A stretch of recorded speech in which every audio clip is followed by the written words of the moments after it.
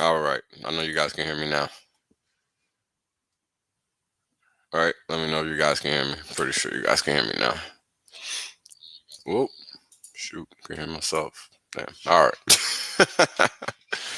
All right. What's going on, Crypto Frontier Club, Crypto Gang Club? What's going on, brother? I might not be able to, bro. Might not be able to. What's going on, DJ Cryptomatic? All right. So this is basically the redux of the fractional reserve banking stream that I initially did.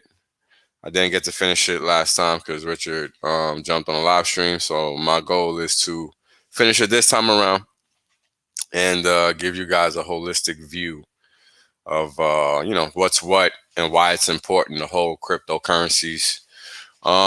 Just in general, whatever you determine you want to hold is your business, but just do the math is the whole point, and understand what's actually happening. Very, very important. Very important.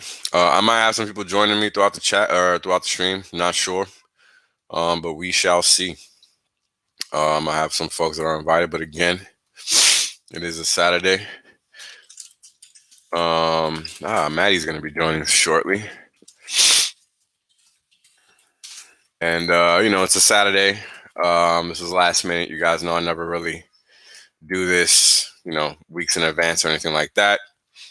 So I've invited Crypto Coffee and Maddie, and I don't know if Kareem will be able to join, but I have a feeling this one will be running a little lengthy, so maybe he will. We'll see.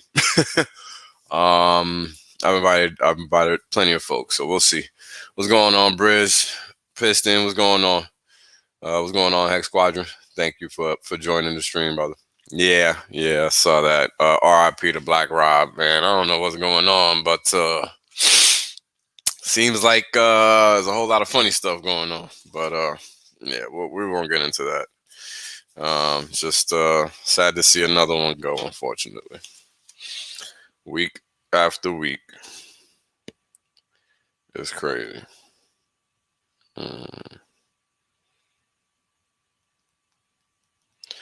Well, these people keep getting these, I don't even know what to say, man, but people are just hard-headed.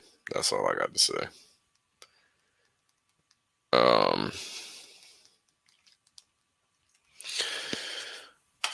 You really have to be discerning about what's going on, T-shirt master. Top the rules. What's going on, brother? Yeah, put some coffee, because I'm gonna do the macro part, and then I'm gonna go into Hex and talk about a little bit about Pulse and what's might be going on there. What's going on, LCAP?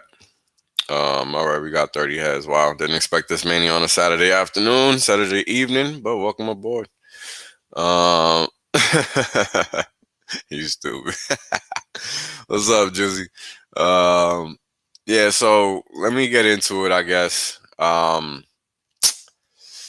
This is basically me trying to rehash, like I said earlier, the macro, how fractional reserve banking works. So let's just get into it. I don't want it to be too long on me talking. I'd rather it be long on if you guys got questions or what you don't understand or what you might want me to elaborate on. I'd rather it be long on that instead of me just yapping along or whatever. So yeah, I think so too, man. I think so too. And tonight I want to give out what my opinion is. Everybody's had a chance to give theirs, and I think today I'm gonna give mine. I mean, it's it's just crazy. It's just crazy. Like people just yeah, it's gonna be fun to talk about. It's gonna be fun to talk about because as always, people just don't understand. But it's okay. It's okay. It's better for us that way as always, because that gives us the advantage, right? I mean, this is why Hex has already made millionaires, right, in year one, and it's because it works. It's pretty simple. So going into the disclaimer, the information displayed in this broadcast is known to cause increased amounts of FOMO, and rightfully so. However, Wells only and his guests are not responsible for any losses you may accrue for having weak hands.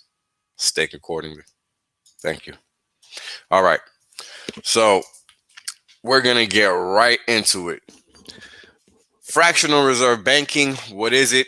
It is literally the most common form of banking practice worldwide. No matter where you live, odds are this is the kind of shit that's going on with your money. So what is that? What do I mean with that blatant statement? If you put $100,000 in the bank, they're taking 90,000 of it and lending it out, and they've increased their asset base by 90,000 on top of the 100 you already put in. So you only really have access to 10 while they're playing with the 90, and this is how bank runs happen. In short, that's really all you really need to know. All of this is just fluff.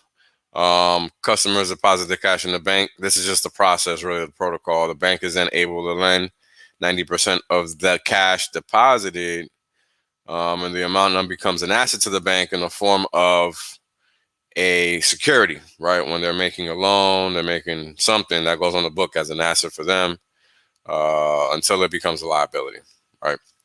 And yeah, like magic. And in reality, these banks, the bigger they are, the closer they are to the center of powers, the less they actually have to do in terms of following the rules. And this is important to understand. There's a reason why banks like Deutsche Bank,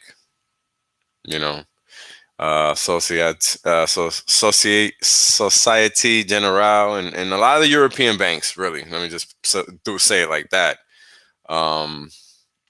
are still around. And it's because they can pretty much play games with the balance sheet, and because they're primary dealers in their realm or close to them, they don't have to go bankrupt, right? I mean, how can a bank have trillions and trillions in liabilities that they clearly cannot sustain and they still are able to survive? So, yeah, I'm pretty sure she did head first in. Oh, my ex-wife fractured my reserve. Yeah, that's a good one. Oh, man. But, it's understanding how the system works that helps you understand what power you actually have when you interact with an institution. So when you're putting your money in a bank, it's not really your money anymore. It's very important you understand that. That money then becomes theirs legally. And if you want to go take all your money out, you need to fucking tell them what, where, how, when, and why. Just because they feel like it, which makes zero sense because you put your money in there. But then you'll have, certain banks, like my boy the Sapa says here, where they take it in turn, wash the money for the cartels, and nothing happens. I mean, we've already seen this numerous times, like with HSBC, right? They're the prime suspects. They always do that.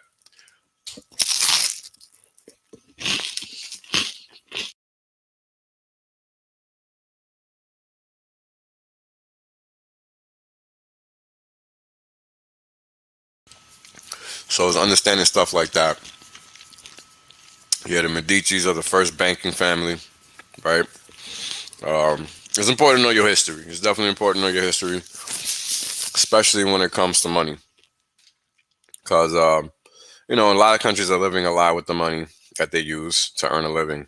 And America's no different, unfortunately. Let's see what my dad told me long ago in his country, the bank stopped them from taking out their money. He lost a good amount. He never chose a bank since. Exactly. This is called a bank run. And a bank run is when everybody that has funds in that bank want to go access their cash at the same time. But now that we understand how banks work, clearly they're not actually 90% more valuable. Clearly they're doing things they cannot do. And this is why these bank runs happen, right? Because they're claiming to have assets on the book that they actually do not have. So this is where bank runs come from. This is why when you put your money in a bank, it's no longer yours. And this is why crypto is eventually going to take over. It just depends how we allow it to evolve, right? And that's literally a function of what we want to do as humans, with respect to how we want our money to function, right? Because we know it doesn't function the way it does now. So what are we really going to do? What's going on, Ben Stick Remedy? Welcome aboard. And Ovidian and RGS, HSBC, right? Yeah. They're definitely everybody's bank. um, Yep. That's a fact. That's a fact, the sapper. Um, she is the most corrupt individual within the regulatory world, hands down. And she's literally trying to tell the whole world how to run their operations. It's disgusting. But this is what we're battling with. Oh yeah. I got a I got a chart. I got some good charts today talking about just this, guys, and we're gonna get into all of that. Um, yep, that's right. This is a fact. Bala goes, the notion of deposits and loans service goes back all the way to ancient Mesopotamia, and that's true. Yep, that's right. On their tablets, it's all recorded. Fact, not fiction. So this is a good question because it depends, how we want this to evolve, right? We're already used to dealing with cash and credit, so most people would be comfortable dealing with that. But then the question becomes: is why? Why should we? We really don't have to. The fact of the matter is that people need to get away from spending money they don't have, right? And this is what crypto helps you realize: is that you don't need to spend money you don't have. You just need to have good money, right? Because when you have good money, your money maintains its value against goods and services. Because those goods and services are just goods and services. Why the fuck should they go up in value? They're consumable products that literally have terminal endpoints. They don't generate any further returns. So why do they go up in value over time? Literally makes no sense.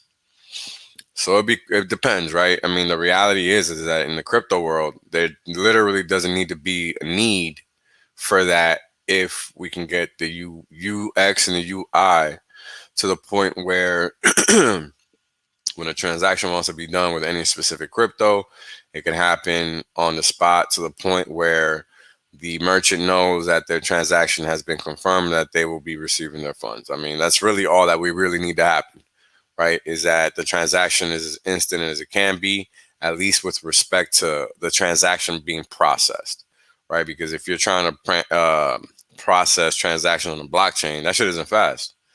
It's not fast at all. So it's not even, using money, using currency on a blockchain is actually not fucking ideal. And this is why people need to understand that currencies like XRP and XLM and all them joints, which I used to own, so I understand this very intricately, only have limited upside, right? I mean, they've been around forever and they've never gone past $5. XLM, I don't think has ever gone past $2. So, I mean, like, I don't even know, but fact of the matter is neither have gone up more than $5, right? So it's understanding that clearly helps. Like, if you sit there and think about it, it should become a little clear to you as to why, right? It's the coin design, the quantity of coins, and how their tokenomics actually function that makes those coins unviable from a long-term perspective, right? But it's understanding how those markets function, right? That help you really get the big picture. Now we're gonna move away from here and just see what's next because I actually don't remember. All right. So this is just talking about how the banks actually work in terms of the numbers. You deposit 100, and like I said, the bank loans 91,000, 90,000, and so on and so forth, right? Like they're just giving you the circle, right? The cycle of how it just continues, so on and so forth, because you're just going to continue to take that 90% across the board, and that's all it is.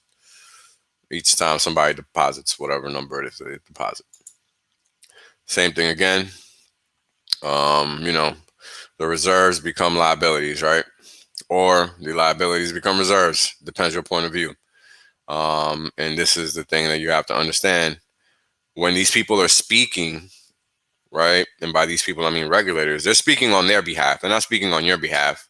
So when they say inflation is low, to them it's good because they're just bleeding you slowly.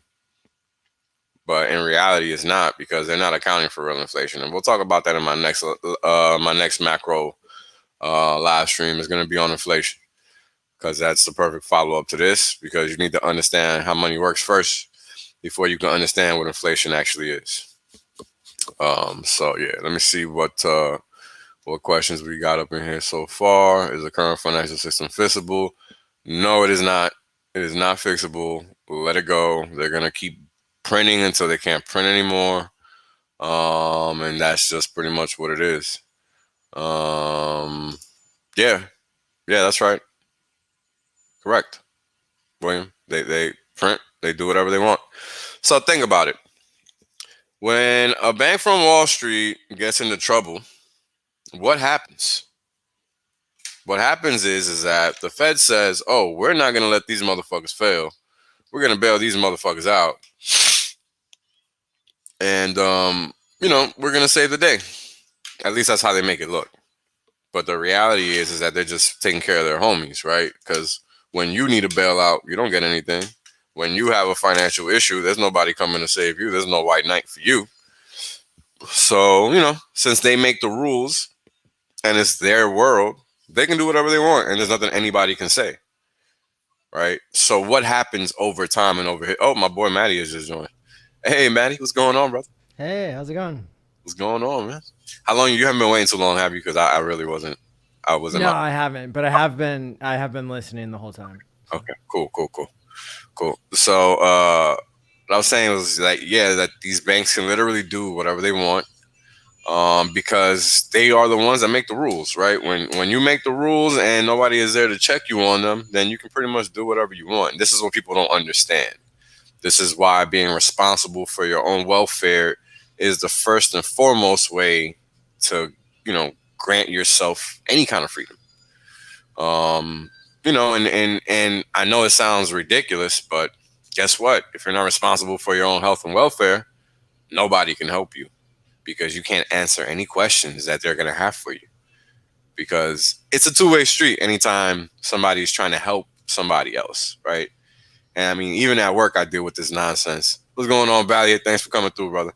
Um, you know, like, I literally am there to open up people's accounts, and they seem to think that I have to do all the work for them, and it doesn't work like that.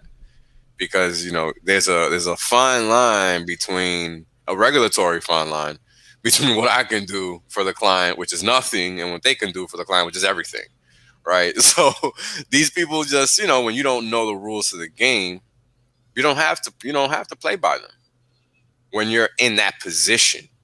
And this is why these things happen, where these banks get caught up in these regulatory snafus, right? Where you think it's all good, and all of a sudden this bank has to pay X million in fines, which they never pay, but it's just a headline number, right? Just because we all know the shit's going on, they got to make it look good over time, guys. So, this is why, yeah, they can pretty much do what they want. But no, Piston, the financial system is not fixable in its current form. And if you think about history itself is literally a series of different currency reserves from one point in time into another. And that's just how it works, because fiat is fiat. It's never supposed to last. So this is probably one of the longest lasting regimes, just because of how it evolved over time, which was slowly. You had the Federal Reserve take over in 1913. You had World War One, which destabilized Britain, well, just Europe in general.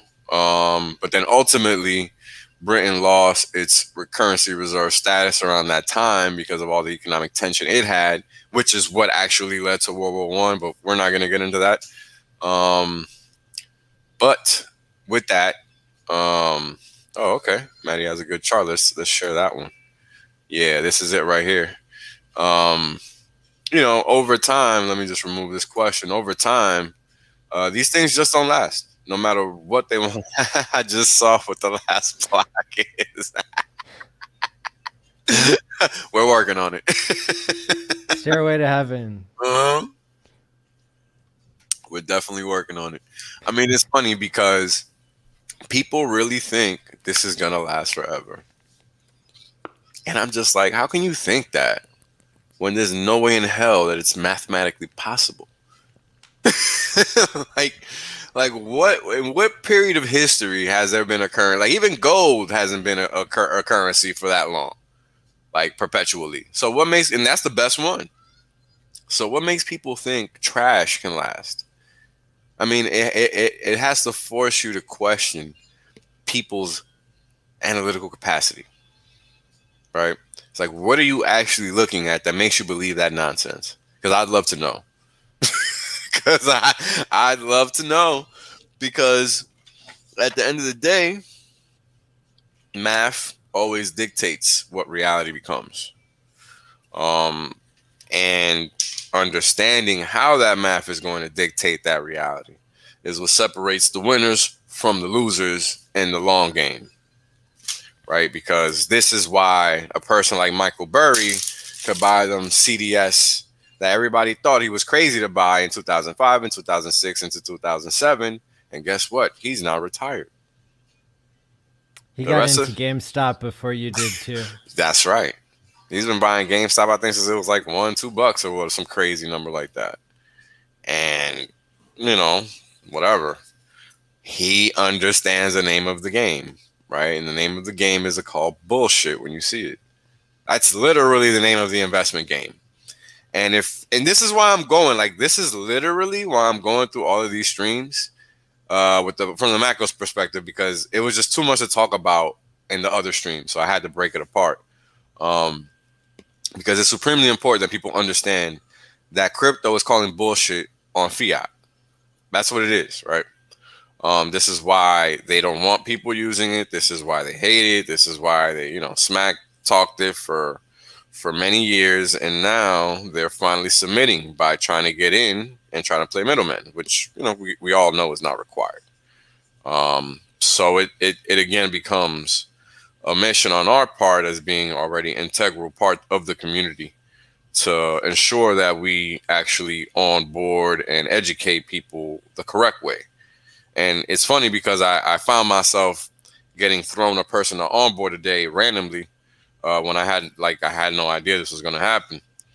And and as I was talking to this person, knowing who they were and their background and whatnot, and just explaining to them the reality of the situation and them agreeing and them seeing what you wouldn't think a normal person. This is a normal person now. This is not a crypto person. And this is what I was talking about earlier in the tweet. I'll pull it up. This is a no coiner that is my coworker's sibling and knows nothing. Now, you guys know how siblings are. Siblings squabble. So the information she gave me about what she heard about Hex did not come from her sister. I don't know where it came from, but I'm going to get this tweet to show you guys exactly what I'm talking about, because it was crazy to me.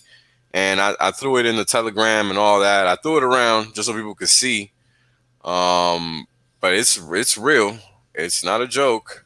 And this is a person that I don't know from, like, they don't know me. They don't know anything about me. They don't know me as being a person that does all this stuff for Hex or anything like that. So it's not like they were trying to sell me Hex, you understand? They were just telling me what they heard.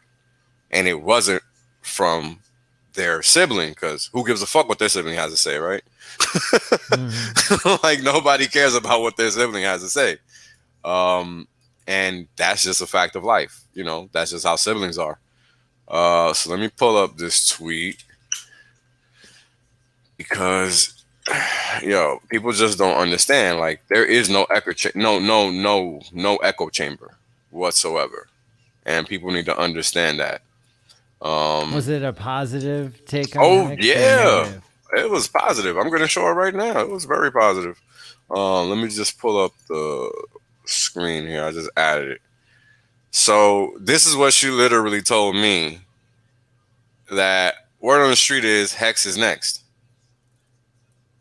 This is a person that I don't know at all, that does not have a very great relationship with their sibling, to the point that they would tell me that their sibling told them this. You understand? Like, they wouldn't give a fuck if it was their sibling that told them this. In fact, if it was their sibling that told them this, they probably wouldn't be talking to me today, which is what I want to impress upon people. So this isn't coming from me. This isn't coming from anybody I know. This is coming from a third party that is unrelated in any which way to any positive aspects of Hex that we normally know. And this is what I want to impress upon the community. In other words, the word is getting out. Because this is an individual that isn't on YouTube, isn't anywhere on social media, and she knows about Hex. So people need to understand there is no echo chamber. Keep on board and keep talking, keep spreading the word. It's getting out there. This person didn't find out about Hex from their sibling. They ended up just talking about it, and this is a person that's been in that crap coin from, well, you guys see the tweet. I don't got to spell it out. But it's happening, and that's the whole point. Like, it's only a matter of time before people realize there is a saving mechanism that exists where they can actually save money. Because that was the main thing that this person was talking to me about. Like, they looked at the meme coin as a way to, make money. But they looked at this as a way to save money. Not yet understanding the full picture, because I wasn't going to go into all of that. They just are interested in buying. So that's enough at this point. Once you get to that next step where they start seeing those gains, that's when everything changes, right? That's when the whole demeanor of the person is like, holy shit, this isn't anything like any other crypto. This shit is crazy. Because people are not just getting their gains from their price appreciation. They're getting it from the interest as well. And that's going to wake people up. And that's what people don't expect to see, because that's not normal, right? In regular financial products, you don't see that multiplying effect from the currency. It's non-existent. So to have something like this exist is going to really shake up the financial world. It's very important people understand that. All right, let me keep going. History in the making. It really is. It really, really is. Let me see. Keep going through these questions before we continue. Because it's a known economic policy. That's totally underrated right now by the population. Knowing your economic policy going forward, people in the United States are so spoiled to have lived in a country that leeches value off of other countries so smoothly, I think, that it just, and then people, I don't know. I mean, we notice that the price of things goes up, but it seems to work out over time better for some than others. And you're getting this great divide now in, the elites and people who are working class and working for less and less. And that word is so nasty to me. More and more. You want to know what elites are in common parlance? So I don't know if you've noticed, but every word that we use in America today literally is used incorrectly and to imply the actual opposite of what is actually going on. So when people use it, now this is going to become political now. And it's going to become topical, because I hate that word. I hate the word elites, because them motherfuckers ain't better than me in any fucking, like, not in any capacity, like, period. Like, I dress better than all these people, and I don't even fucking try. Like, I will wear the same shit every day and dress better than these so-called elites with no money, because they don't have any class, Maddie. They're just pieces of shit that are put in the front of the screens for all the people to see and gawk at. They're not elite in any capacity. They're all scumbags that are out here pilfering and taking and extorting people for their goods and services. That's what they're actually doing. So that word elite is frowned upon. Okay, I saw it in the comments. I was reading other people's comments. I haven't gotten through that. I haven't gotten to that one. Well, yeah. I'm glad I addressed that one. Yeah, I'm glad we. Yeah, fuck elites. There's no such thing here. If anybody's fucking elite on this planet, is a goddamn hex. Yeah. So what do you call them? Schmucks. The the They're schmucks. actually grifters. They're political grifters. That's what they are. Okay. What's a grifter? A grifter is a The person that just takes from others at any cost, right? the corrupt capitalists. Just corrupt individuals in general, because it's like you said, right? You got this specific group of people that over time have designed the system to work in their favor.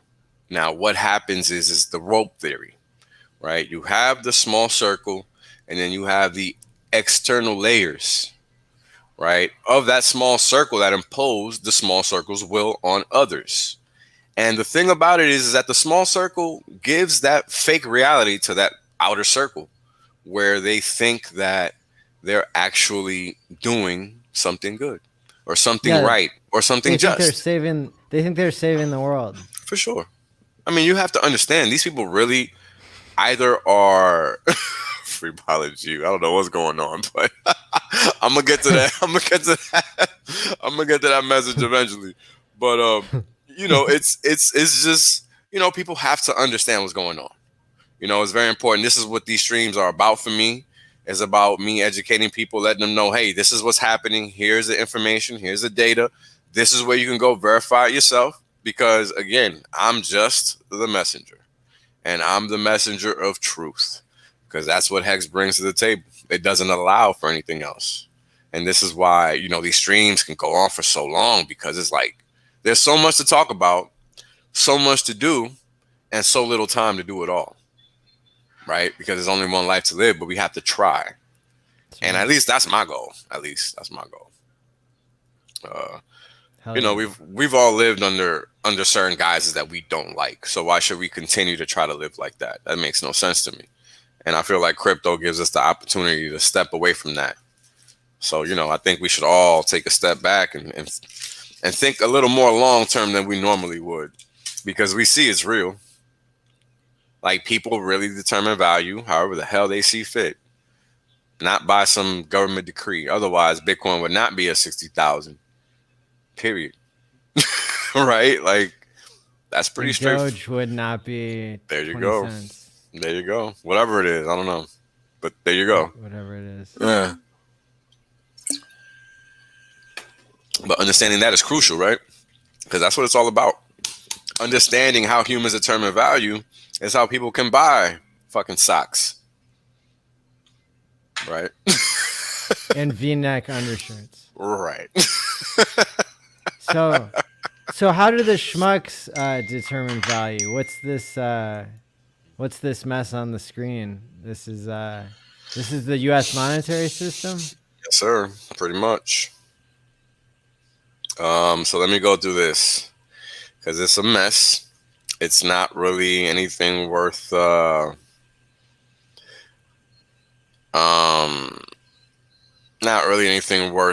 hanging your hat on, because at the end of the day, we really know that ultimately it's a straight line down, and all of these paths just guarantee it.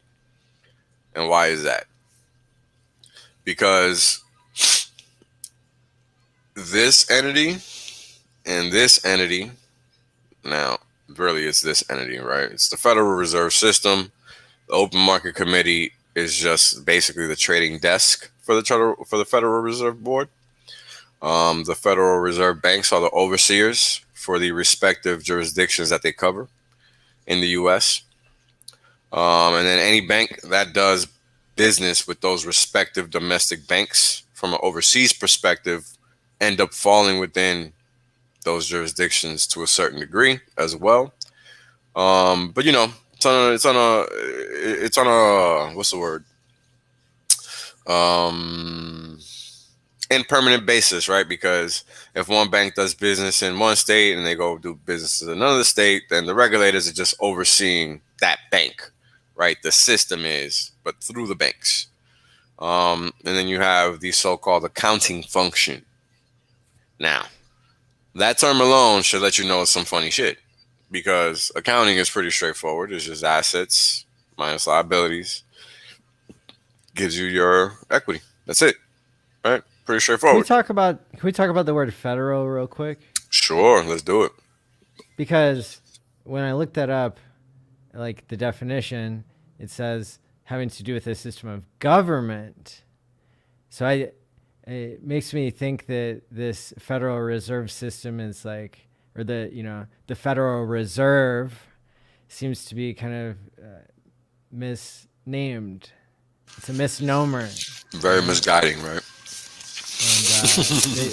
And because all it's a private bank that has owners, so it's not of the people, which is what a government is. And so in that sense, you could say that it's federated because they have branches like in St. Louis and like probably Washington, D.C. and a couple other places, right? But it's not called the Federated Private Bank, right? It's called the Federal Reserve, and that, since it's printed on money, it makes it seem like it's part of the government because it's the U.S. Federal Reserve, right? Well, is it? Let me check. Tell me more about that. Sure, I will, but let me check something because I'm not so sure that it does say U.S. Federal Reserve. No, it does not. Money? It doesn't say Federal It doesn't Reserve say note? no. It doesn't say U.S. on it anywhere. Oh, ha ha ha. Very important to note, sir. Very important to note.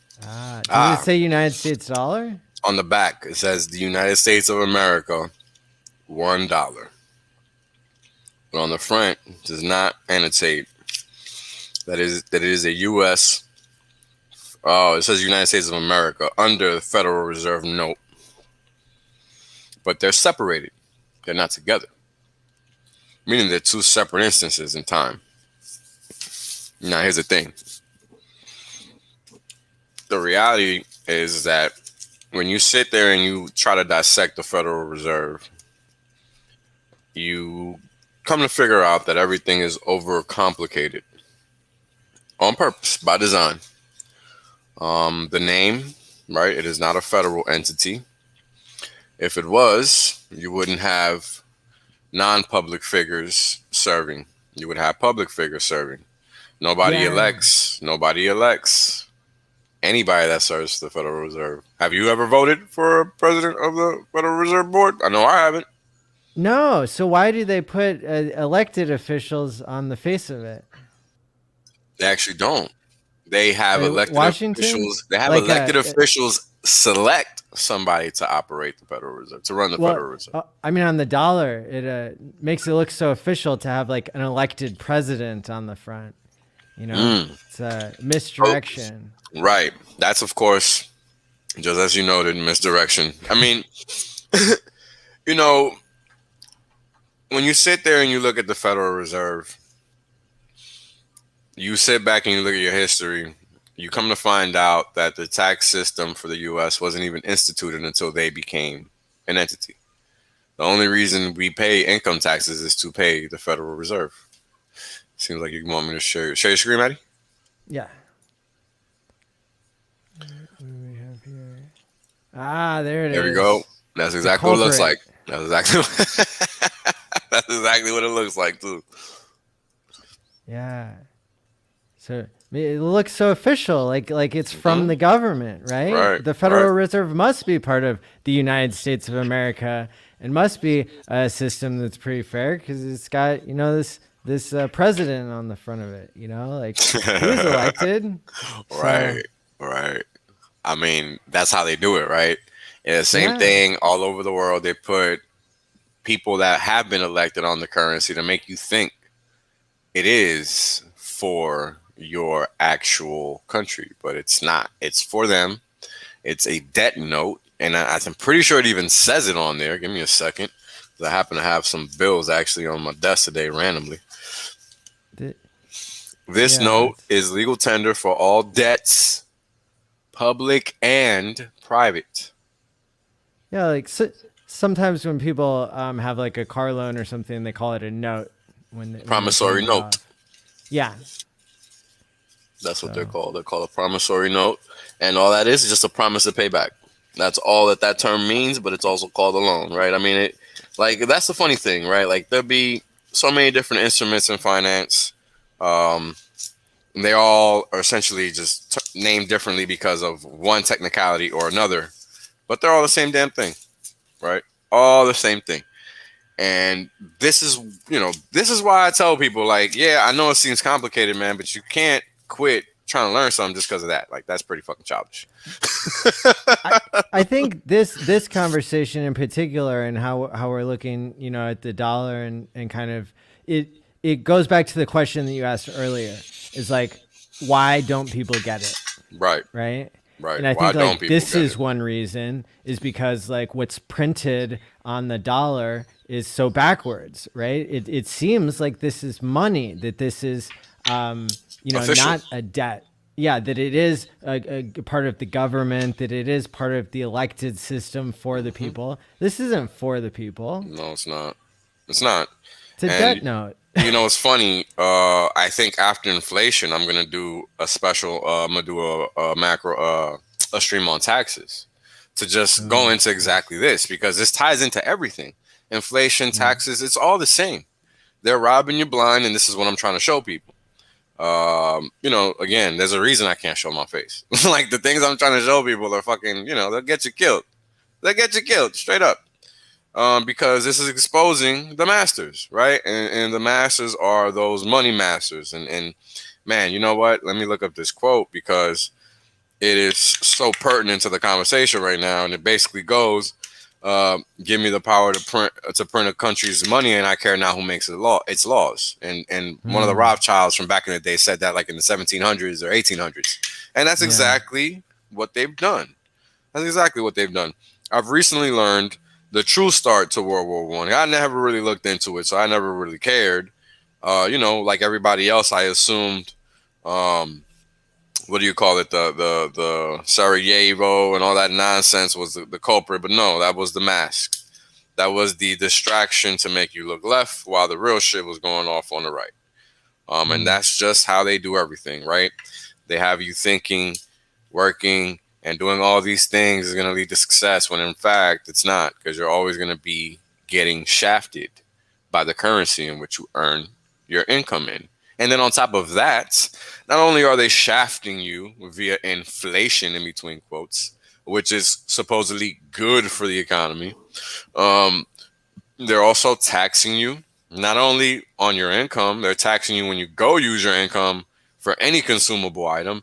And then on top of that, they're taking your money and they're giving it away. And then on top of that, they're forcing you to give more of your money so they can give more of it away. And this is what taxes are. And inflation just adds the cherry to the icing on the cake, because what inflation causes, and this is what people don't understand. Give me a second, because I'm about to make some loud noises. If you have any questions, let me know while I make this noise.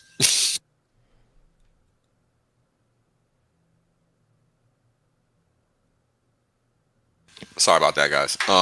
But that's why it's important to understand inflation, what it really is, because the way they frame it, because they frame it a certain way.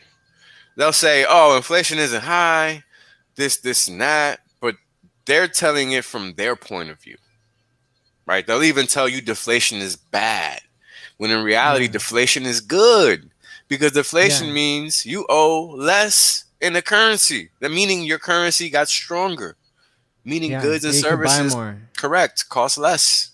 How the fuck is that bad? Right? It's bad because it's bad for them. So you have to understand who is speaking and what their agenda is and what their perspective is, because that's how you get the true message.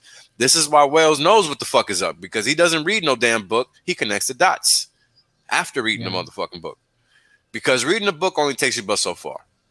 Only takes you but so far. And this is why when you look at something like the Federal Reserve note and you read all the goodies that are on there, there's a lot of goodies on there. They're not hiding anything. They're really not. They're really not. So let me go back to the chat real quick, just because it's important to do. So William asks, how would taxes work if crypto takes over? Do we just not have taxes anymore? Now look, I'm just gonna say this one time, and I'm pretty sure I'll repeat it again. But you guys have to get out of this frame of mind of, oh, taxes. This is 2021. If you haven't figured out how taxes work yet, I suggest you go figure it out. because you should not be scared of taxes. I just told you where they came from. I just told you they're unconstitutional. I highly recommend, if you live in America, you go read and educate yourself. Because if you're worried about taxes, you're worried about the wrong fucking thing. So we're going to move on from that. And this is why when people ask me about taxes, I don't even reply. You need to educate yourself. You're asking the wrong questions. Seriously. Let me see. Smart apps, social media accounts, personal data. Maybe you are. Maybe you are. Crypto Game Club 369 goes bank funds, both sides of the war. Yes. So let me explain how the central bank. Oh, you know what? I think I'm gonna have to do central bank special before we can actually do the inflation special, Maddie. What do you think? Yeah. I think I should have even done that before I even did this. But this is a good primer. That way, when I talk about central banks, you have an idea of how the monetary system works in the first place. So no, it's okay. It's okay to do it like this. It's okay to do it. I like the order you're doing. Yeah, because I'm trying to do it in an order that makes sense. Because I really want people to understand. Because it's very important, and it's important to the point where this is going to be a life-altering decision that you're going to make at this point. Because we're at a terminal point. Like that chart you showed earlier made it clear. Like the USA has literally the biggest block of time on that chart, meaning it's an anomaly. I don't know if you still have it open. It's second or third longest, I think. Yeah, it's an anomaly. But it's like the average is exactly 100 years. Yeah, is 600 years of time and 6 world reserve currencies. Look at that. It's amazing. It's crazy. You know, the progress the changing of the guard that happens. And we're living in a new world now, right? That's interconnected, global, digital. And I saw something, do you know Jeff Booth? Sounds familiar, but no. He's a Bitcoiner. He talks about the power of technology to become deflationary. Oh yeah. How, like central banks, they're gonna have to keep printing money. Yep. Somebody asked me that question today. I don't know if he's in the chat today. Archimedes. Shout out to him if he's not. I know he'll watch the stream eventually. But he asked me that earlier today, like a legit question, and I was like, interesting, because nobody has ever asked me that. And yeah, it's exactly right, Maddie. They're never going to be able to stop printing. Never. Because they can no longer keep up. And when I do the central bank special, I'm going to have to fucking like come up with all this data because I need you guys to see this. Like, They don't hide it. They don't hide it. And actually, I got some charts that are going to kind of make that clear from one perspective. But, you know, that reserve currencies change table chart that you have up there, I mean, people need to ingrain this in their mind. Like, nothing lasts forever. Look at how long Britain lasted. And that was via, you know, how many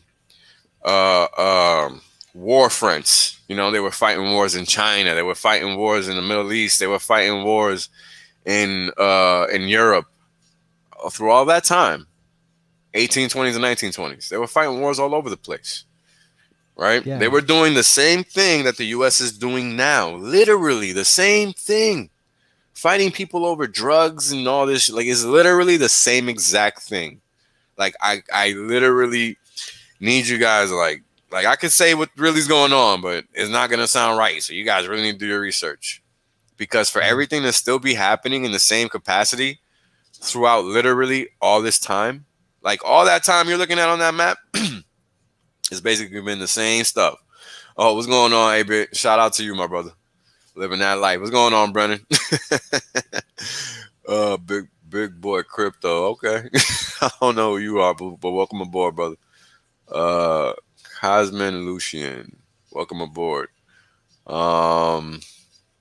All right, let's go back into the questions real quick, just to catch back up with that, and then we'll keep it moving. But don't lose this chart. Don't lose this chart because it's topical. Sure. Why they let AIG fail? They let AIG fail. They didn't really let AIG fail. They let them fail on paper, but they never actually went anywhere. So, Lehman, Bear Stearns, they actually failed because they no longer exist. AIG still exists, oddly enough. So they really didn't fail. It was more of a restructuring for them. Yeah, you're never gonna get bailed out. Good luck with that one. I mean, Richard Hart is the only person bailing anybody out. He's giving us our own bailout, and it's the best thing since sliced bread. And if you don't know what it is, which I know you do, but for those that don't, look at Behind Maddie, HEX.com. Check it out. Check it out. Check it out. Check it out. More this time. Yep. Yeah. The banks are in so deep. What's going on, Bailey? Glad to see you in, brother. The banks are in so deep that there's no going back.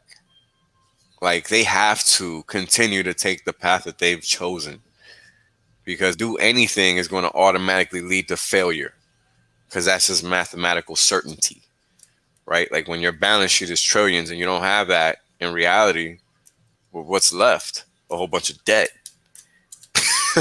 And this is why the debt to equity ratio is important. And when I do my central bank special, that's going to be the most important chart, because that lets you know the reality of the situation. Period. Yeah. Right? When you have $100,000 in debt and you only have $100 in cash, can you go around and buy trillions of dollars of shit, or just do whatever you want and just like fly all over the world? Like, you can't do nothing. Right? Like, I can't. I know I can't. I haven't tried. Well, I assume I can't. I've tried. Let me tell you, you can't. Because I tried to see if I could have a ton of debt and then fly all over the world and get away with it. And no, you cannot. You cannot. But yet, governments worldwide are running deficits ad infinitum. No holds bar. It's a free-for-all. Race to the bottom. Race to the bottom indeed, sir. So the question becomes, well, how do you defend yourself against that? Well, you're welcome. You're already there. I'm going to help you understand that you're already there, because people are too quick to want to cash out. I don't know into what, because there's nothing to cash out into. If you want to make a living, earn a living, or you want to make money off your crypto gains, go right ahead. But understand that this is bigger than that. Hex is not just some pump and dump. And this is what I'm trying to help people understand. Hex is going to be system altering, because this no longer exists. Hold on, I just gotta. Okay. All right, Kareem might not be able to join us because he has some work pop up out of nowhere, but that's cool. We'll get him on the next one. I'll get those T-shares, baby. Oh man. But yeah. Understanding all of that is very important. Like, they do what they want because they can. Things look a certain way because that's how they want them to look. Just really, I abhor people to just go into the Telegram chat and look at how Hexicans conduct themselves in the Telegram chat. It's a new world. And I think that Hexicans are going to kind of impose that reality on the world, because we're not going to really give people a choice. Because things just haven't been working the way that they've been running. So there has to be a change. And politicians are clearly not the ones to invoke that change. So we have to do it ourselves. And that comes in the form of self-responsibility. And the first step to attaining that is really financial freedom. Without any financial freedom, you're stuck. Right? You have to work. You're part of the rat race. You're in the zone. You can't get out of it. You're fucked. You're just stuck doing the same thing every day on that hamster wheel, and there's nothing you can do to get off of it. So this is why, personally, to me, I really just couldn't not know what the hell, because when you hear what they tell you, none of it makes sense. Going into debt, all the usual BS.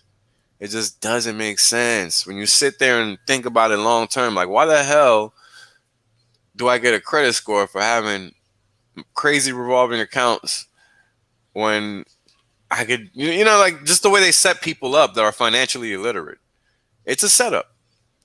Yeah. It's a setup because you can use these things as tools, but if you don't know that, you're just gonna, you know, jump over the cliff and not even see. Like I did it. This is how I learned the hard way. Like I think most people learn that way. I mean, hell, most people's introduction to finance is literally taking on thousands of dollars in college debt. They don't even know about making money. They only know about making debt or taking on debt. Making debt. Yeah. Well, the banks make the debt. We take the debt. Yeah. Right? So it's understanding little things like that that really separate. Like and again, this is coming from a person that was my introduction to. Like I was just like, like everybody else. And in reality, let me be honest, I didn't even want to go to college. I literally was forced to go. My sister literally fucking like, oh, it was such a nasty fight. It was such a nasty fight that I said, you know what? Fine. like I submitted and I ultimately went to school, but I did not want to go. I had no intentions, no ambitions because I understood that it was pointless to a certain degree. But that was overly arrogant of me because it did benefit me in a lot of ways, indirectly, not directly. And that's just life, right? That's how life works. Um, Mm-hmm. but you know, when you understand that you don't need to have anybody educate you because you're gonna have to educate yourself, school becomes kind of like this thing that's just in the way, right? And the thing about it is that it's yes and no. Why yes and no? Yes, because we're not taught anything that's worthwhile anyway throughout our lives because we're starting out at an informational deficit from birth because our parents are lied to in the first place. Fuck do our parents know? Nothing. Most of the case, they don't know anything. Nothing. And then if they do, the odds of them relaying it properly to you are going to be slim to none because it's not every parent that knows how to really connect with their kid. It's not. It's just a fact of life. A sad one, but a true one. So, and this is why I was talking about earlier, like siblings, family members, it's so hard for them to communicate with each other because they're always around each other. They're always up each other's ass. Like, you get tired of people, right? And when you live with somebody, you grow up with them, you get tired of them. Like, I love my family members to death, but they're better off where they are, and I'm better off where I am because I am how I am, and they are how they are, even though we grew up together. And that's just the nature of reality when it comes to being a human. Like, getting along with somebody and living with them are two different things, basically, right? So when you grow up with somebody and you have this weird relationship because of the crazy shit when you were a kid, right? Like it can cause things, and some siblings don't get along because of the way they grew up. So this is why I say sibling squabbles, and for a person that I know uh, doesn't get along with siblings, and this is one of those scenarios. For them to tell me Hex is the next one, I know they didn't get it from their sister. I know they didn't. So that's major, right? That's like super fucking major. Because this is a person that doesn't know anything about crypto. How the fuck does she know that? We know that. She knew about Doge. Well, who doesn't? That's not saying much. You know what I mean? Well, from 0.003, I mean, Eh, not bad. Don't no, I mean, if she held to no, this no, point, no. She's that's still pretty holding. cool. Yeah. She's still holding. Yeah, Yeah. But nice. that's the thing. She's just a no coiner. She got it through Robinhood. Like, this is where she's buying. I'm like, yo, I Well, had to break it down. it's gonna be hard for her to get it into real crypto, isn't it? Well, no, I helped her out with that today. That was the random onboarding I ended up doing this morning. And it ended up being a really great conversation. And what I Cool. wanted to relay ultimately from that is just people really are waking up. Like, they're really waking up, guys. Like, for me to have this conversation with this person, knowing who they are, where they're from, I didn't expect it to go as good as it did. And it went well, scarily well. This is a person that would easily support the wrong side of the line, if you get what I mean. I'm But not sure. okay, Exactly. you see everything that's happening in the media, how they're trying to race bait people, How they're trying to what? race bait people. Oh, sure. Yeah, Well, I don't. subject myself to the Well, yeah, exactly. lies of the media. Exactly. But that's the thing, right? I'm When a very normal blocked off from person that. is no longer doing that, because we're not normal. We are not normal people, right? We're clearly not normal. But when a normal person, yeah, exactly. But when a normal person is doing it, that says a lot. Yeah. This is a person Yeah, that it does. works in a union, is a average, blue collar worker. And they're like, no more. In fact, they're realizing what they're now trying to do to unions. The same people that they were supporting. This is critical information. Because guess what she's doing? Putting her funds in crypto. Putting her funds anywhere but a bank. She, which knows nothing about money, is figuring this out, people. Huh? This is enlightenment. This is going to happen whether they want it or not. And we are going to make sure that shit fucking happens. Because there's no other way to save. So it's got to be Hex. When people start looking, how do I save? What do you think they're going to find? Hex. I mean, it's oh man, like for a person to tell me that I don't know at all and I've never spoken to, I think that says a whole lot. And that's why I'm talking about that so much. Because it's a person that knows nothing about crypto, only owns the meme coin, and they said that Hex is next. How the fuck do they know that? Like, it doesn't make, like, it's really bothered. Like, how? And I didn't even get into it because I didn't want to, but I was shocked. I think I was too shocked to ask because it's so weird. Because, everybody hates it. Let me see. Is a recession coming? Well, this is the whole point of this conversation. We've been in a recession for over 20 years. People just don't realize it. People are very confused by the fact that values are where they are. That is a function of your poorness, not a function of value creation. What do I mean? You buy a house in 2003 for $100,000. Now it's worth $500,000. Did the value go up $500,000? No, it's not what happened. What actually happened is that now there's that much more currency floating around. And if you didn't get your cut, guess what? That's an inflation bug that the dollar has getting you. That's right. Right? So we've been in a recession for a long time. We got the solution in 2009. There's the answer to your question, Piston. And we got the best solution issued to us in 2019. And you're already in it. So you're covered. Right? You guys, if you own Hex, you're fucking covered.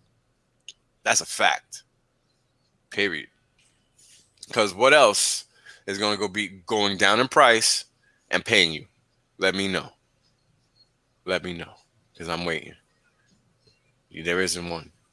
That's the whole point. Let's see. Yeah. Something that is going to appreciate. Daily. That t-shirt rate, 17,500. Yeah. That's why I had to jump in there and let you know because I just remembered. Bad news every time. Yeah. I mean, that's funny thing, right? It's bad news if you want to buy more. It's good news if you got, which we do, but we want more. Yeah, you still want to save, right? Yeah, you still want to course. accumulate. You want to put economic energy into the future and create value because Hex does because Hex is a socially enforced network, right? And because money is something that we, as you said earlier, Wales, is something that people decide has value. We're helping to create the value in Hex by spreading the word. All of you watching, all of the people who stream, and the people who comment and hit the thumbs up. Go ahead and hit the thumbs up now and subscribe while we're at it. And that's the situation here. Is we're creating value in a mechanism that helps you to save. It's a tool for saving, and that I believe has value, right? And so the value is being we're still in price discovery, right? That's right. That's right. So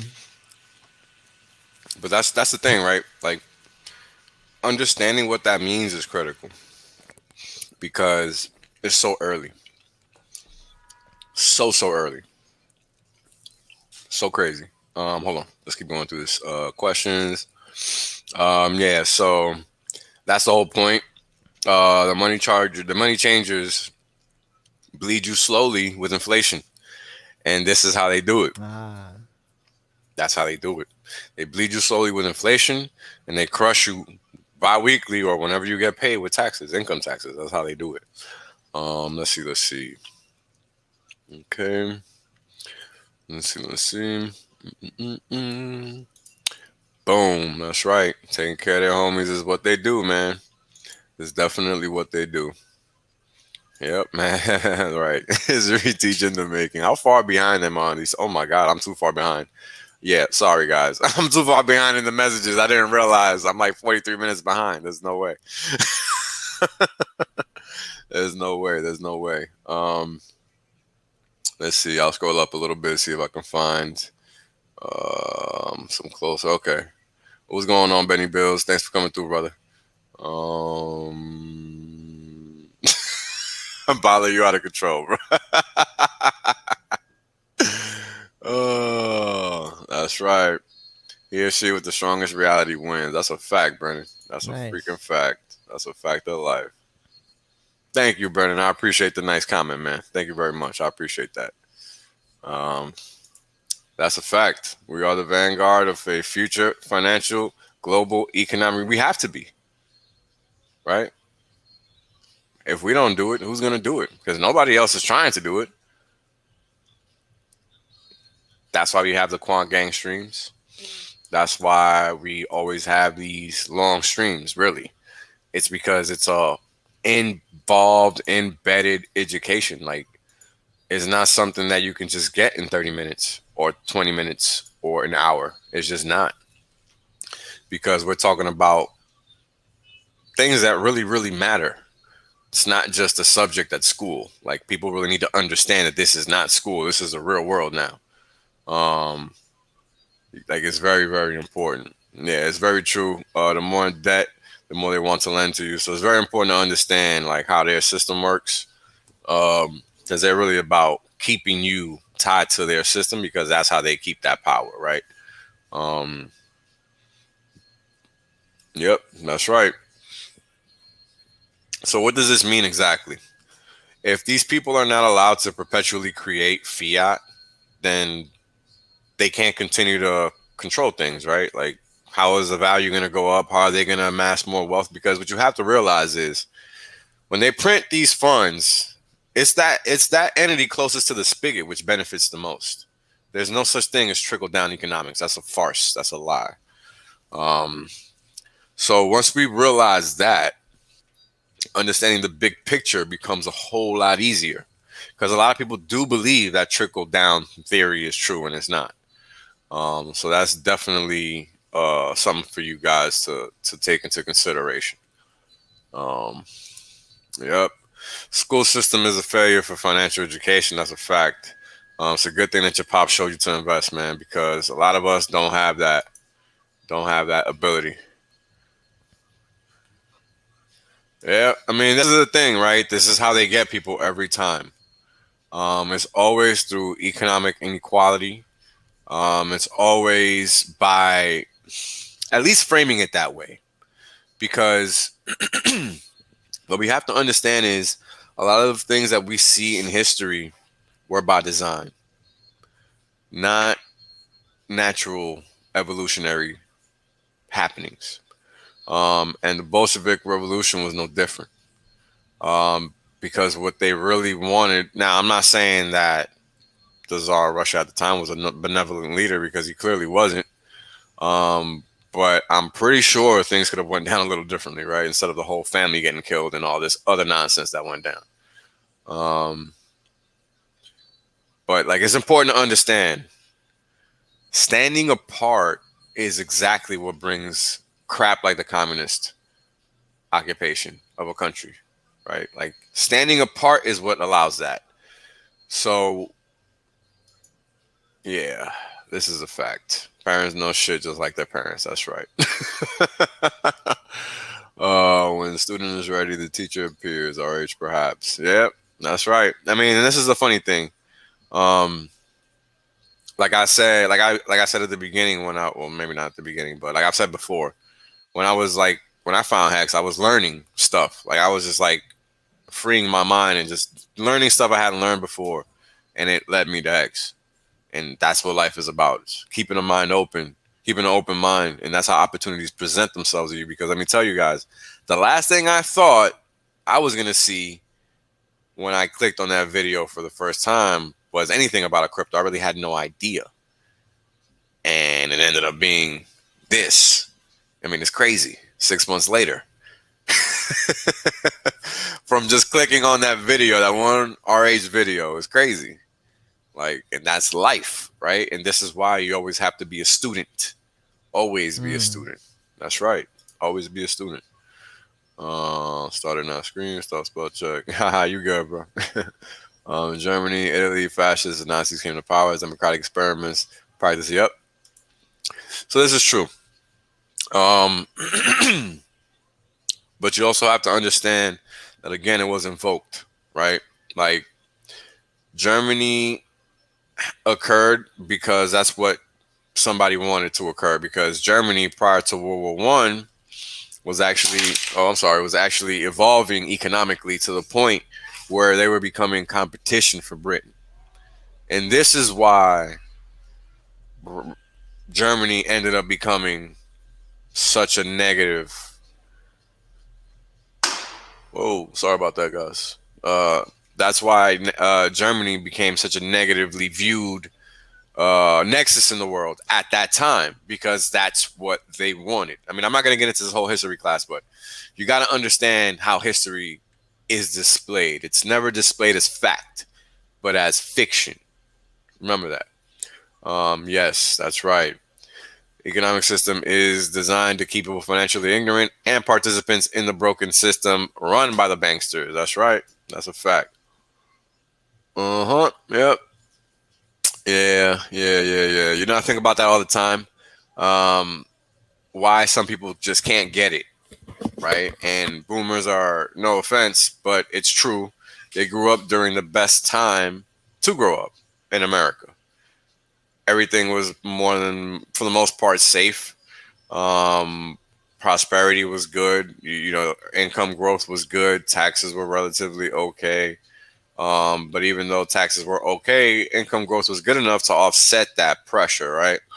And this is all these things at the time that existed that were just a boon, right? Like they were able to benefit from the growth in economic credit worldwide. Like all these things, these people just benefited from, right? Asset values increasing due to inflation from then to now. Like you people got to think, how do we go from 20% 1980 to zero now, but yet things were worth nothing back then and now they're worth everything? That's there's a reason for that, right? And that reason is because the value of that currency because it's not like Hex now. It's the opposite. It's the complete opposite. The mechanism is not the same. So the inflation mechanism in Hex is by design with respect to the valuation increasing. So if there's not a higher valuation, it can't go higher. That's by default the only way that it happens. So it's a whole math function. You understand it? And it's not a math function that can be changed, but you see what the inputs are, so you understand that it's concrete, right? Now, when we're talking about a currency, it's different because it's a fixed thing. It doesn't mean anything. It's literally fiat. It's paper. Like paper that's backed by nothing is worth nothing. It's just paper on ink, right? So the only reason it has value is by the political impositions placed upon that currency. That's the only reason. Like people asking about, well, how do we pay taxes? Well, why do you give a fuck about that? Maybe you should read the tax code so you understand exactly what it says and you don't ask questions like that.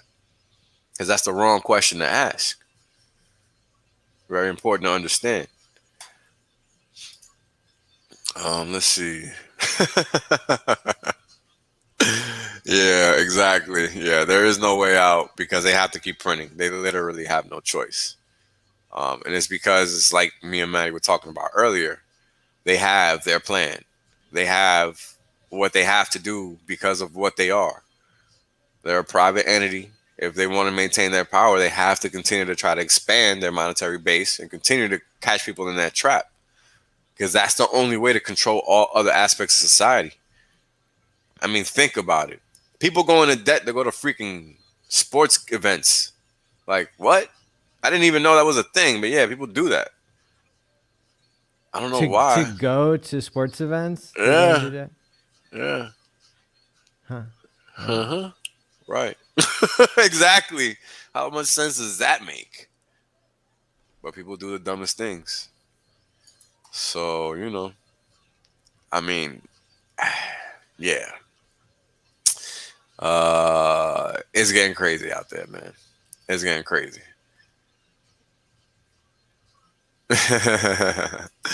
Yeah, that's why I just tell them to read. Can't tell them much else. Can only read. That's all I can tell people. Because I'm not going to have anybody breathing down my neck with a gun just for fun. But definitely go read. It's all right there. Don't ever ask questions. Just go read. Trust me. Uh, Let me add this thing again. All right. So this is a bunch of loop-de-loop nonsense, right? At the end of the day, um, the reality is that money is literally created from here, right? But how is it created exactly? Well, you have a couple of points. You have from the public, right? And from there, you'll have, because here's the thing, this is what's confusing about this stuff. You have to realize that M1, and we're going to get into M1, M2, and M3. We're going to define this stuff. Um, People think the U.S. Treasury prints the currency. It does not. It's actually the banks within the Federal Reserve System that end up printing the currency once they actually credit the loan or whatever to your account, which then becomes an asset on theirs, which they then have to match with a liability from the Federal Reserve. Because that's actually a liability that we both owe to the Federal Reserve, not just myself to the bank, but the bank to the Federal Reserve now. You see, that's how it works. It's a daisy chain, and it's hard to see because it's one party removed, right? And this is that one party removed. This is where we are. This is that one party removed, and this is the Fed. But they got all this crap in here in between that doesn't even matter. Because what you have to do is you have to look at it as a column, right? And the public is really over here, right? This is really where the public is, really over here. But the public has the ability to enter through primary security markets, right? And through secondary security markets. Now, what does that mean? What that means is you work. Now, hold on. Let me take a step back. If you have a job and you work somewhere, first thing that happens is that business owner takes a loan more than likely to finance the operation of that business, either from startup to daily. Who knows? But long story short is they're borrowing funds in the first place to run their business to some degree, shape, or form. Guaranteed. In 2021, that's just how it works. Smoke break. So with that, we have that simple understanding of what is actually happening, right? And what's actually happening is that when you're getting paid, you're already getting paid in debt notes. You're not even getting paid in money because that's already borrowed money in the first place. Literally. Literally. So Not only is the employer getting taxed for hiring you, you're getting taxed for being employed. You're paying taxes on the income you generate from being employed. You pay taxes for the social, programs that exist, but you do not benefit from at all, especially in 2021. So, with all of that, you earn this income, you're taxed fucking 4 ways a Sunday already as soon as you get it. And then after that, if you try to make money from it in any kind of market, you're going to get taxed again just for making any money from that market. So that's really, in essence, double taxation. Fuck capital gains. That's bullshit. That's money you already earned and made. Why are you getting taxed again? Yeah, and if we go back to what you said about the business paying taxes, most people don't even know that there's a payroll tax that your employer pays, and Correct. It's about like 20%, and it doesn't show up on the pay slip because the government doesn't want you to know about it. So, but if you're starting your own business and you don't classify, as a something or like a certain corporation or something, then you will pay your own payroll tax and your income tax and your social security tax and your state tax and your local tax. And, that's just the part where you're supposedly getting paid. Who's getting paid though? Oh, the tax system, right? Correct. Because that's the funny thing. One person gets 30 to 40% of their paycheck got. Let's say 20 to 40%. Now, well, the employer having 20% taken out that doesn't even show up on the pay slip. You don't even see that. You don't even know you're getting paid. That's happening before your salary even gets your hourly rate is 20% higher. That's what they're paying to have you. Yep. Yeah. That's a business tax, folks, just for operating. It's insane. Mm-hmm. So it's understanding all these facets that's supremely important. Supremely important. Sorry guys. But yeah. So column A, column B, column C. Right? Column B is there to remove you from column C to make you think column B actually matters, when in reality they don't. If column C wasn't there, then yes, they would matter. But because they're there, they don't. And that's the simple reality. And when we do the central bank special, I go into detail for sure. But for now, we're just going to keep it moving to understand the monetary system, because that's really the crux of it. Money comes from you interacting with them. If you did not interact with them, problem solved. That's the truth behind the monetary system. So if the world wants to stop getting fucked, all it has to do is choose another monetary system, which already exists. It's called crypto. And clearly it works. And nobody ever has to worry about anything, because guess what? If you're not transacting in that debt note, you don't have to do anything in that debt note. That's the trick. You're welcome. Crypto isn't a fractional reserve system. It's an asset, right? Period. It's when you hold your own crypto, not on Robinhood, but when you hold the private key, you have the bearer asset in your possession. That's key, because dollar bills, we're learning on this stream, are not bearer assets. They're debt notes, right? I think. Correct. That makes all the difference. Very important distinction. So right now, I'm going to go into M1, what M1 money stock is. And there's just a narrow measure of money supply that includes physical currency, demand deposits, traveler's checks, and other checkable deposits. So basically, cash that's readily available for use, right? Basically. Now, I'll break down what all these terms are. Shout out to my boy, Middle Class. What's up, homie? Thanks for coming through. Now, when you read the definition that they give here, it sounds nothing like this. And the first time I did it, I didn't even write anything in English. I just read it off of here, and I stupidly thought people would just get it. But when I read it again today, I'm like, what the fuck was I thinking?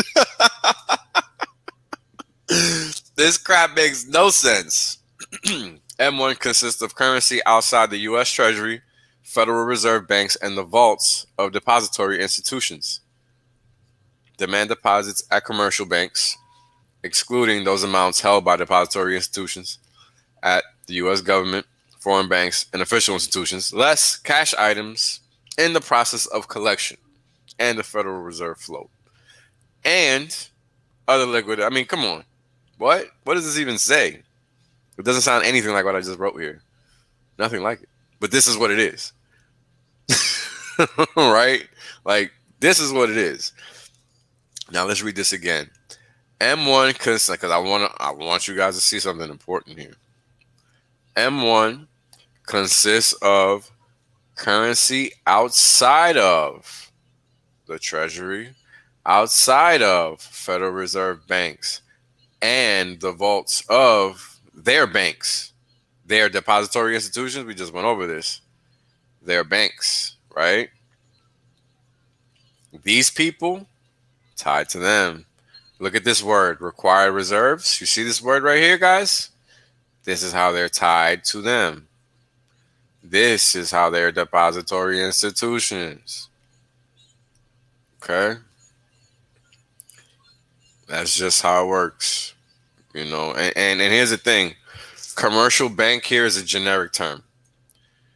Within the business, it means something else. But here, it just means a regular ass bank. So, you know, credit union, whatever you want to call it. It's just a damn bank. And that's it. Don't take it literally. Because I don't even know who the hell made this crap. Yeah. All right, there we go. Courtesy of Jerry Lobdell of the Money Ethics Group. Thank you for your graphics, sir. Thank you, Jerry. Thank you, Jerry. But as you guys can see, these funds are over here outside of the system. And this is how they define it. Interesting. How are they keeping track of this? Anybody got an answer for me on that one? I'll give you guys a couple seconds while I eat on some pizza to come up with one. I'll wait on you guys. Because I would like to see if the chat has an answer on this one, because I do. I want to know if you do. So I'll give you guys 15 seconds.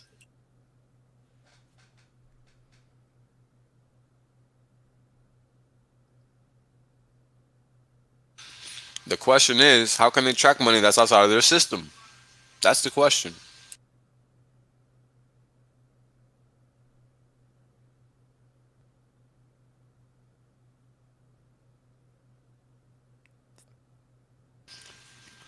Something to think about, right? How the hell do they do it? How do they know? That's the whole point of this. This is money that's literally, supposedly not in their system, but yet they know what it is. I'll take the bait because I'm not sure. So they put serial numbers on the dollars. Does that help them track it? And then they have the centralized clearing of ACH and wires and Swift and all that stuff. I mean, so it's outside of their system. You're right. They track it by the transactions. Yeah. That's the only way they're able to track your cash. Because our banks give them access to it. Yeah. Yeah, and it's not like you can just show up at a bank with over $10,000 cash and not, No, you cannot. not have to explain yourself. No, you cannot. Of course. No, you cannot. You cannot. I know you guys can't read it. Sorry, that's the reason why I wrote the actual definition out. I read the definition that they use because it doesn't make sense. And the definition that they use, just to read it again, is M1 consists of currency outside of the Treasury, the U.S. Treasury, outside of the Federal Reserve banks, and the vaults of depository institutions. Now, it also consists of demand deposits at commercial banks, excluding those held by their banks. So again, how are they tracking money that are not in their banks, right? And this is because these banks are tied to them no matter what, because they're using what? Their debt notes. See? So it's because we elect to use that. If we didn't elect to use that, we would be entirely removed from here. There would be no M1. This is why crypto is dangerous. We're now leaving this system. Now, when we leave the system, guess what they have to do?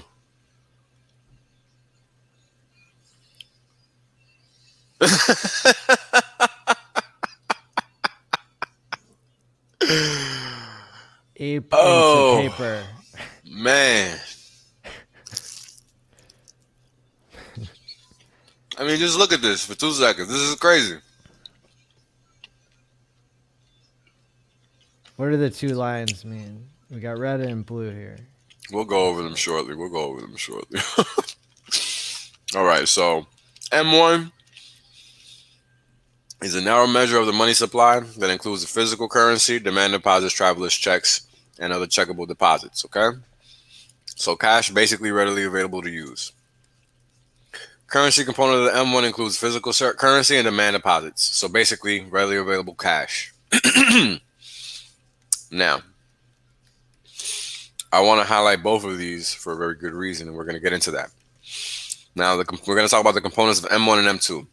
Components of M1 include physical currency, demand deposits via checking accounts, and travelers' checks. Components of M2 includes all of M1, savings accounts, time deposits, which we already know and love, and money market mutual fund balances.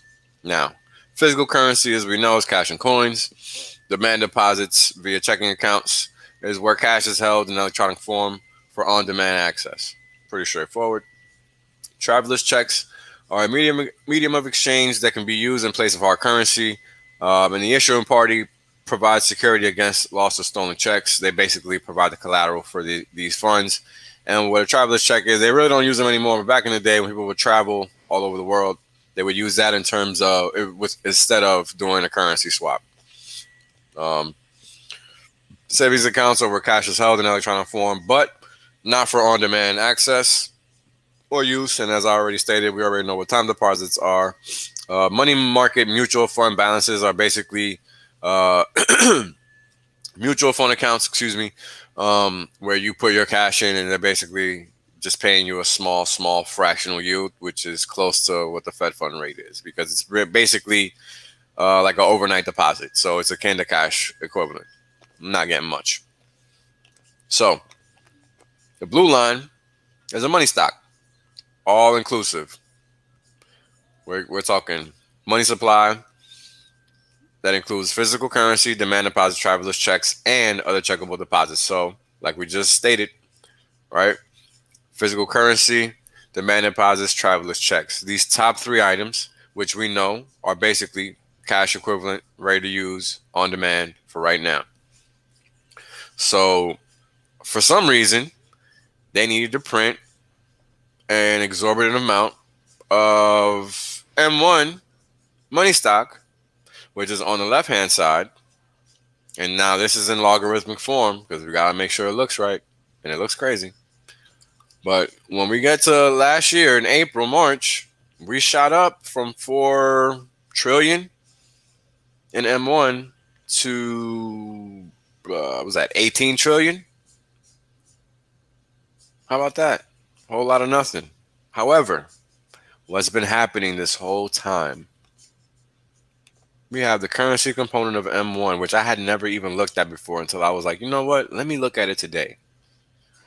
And what I come to discover is that this shit is insane.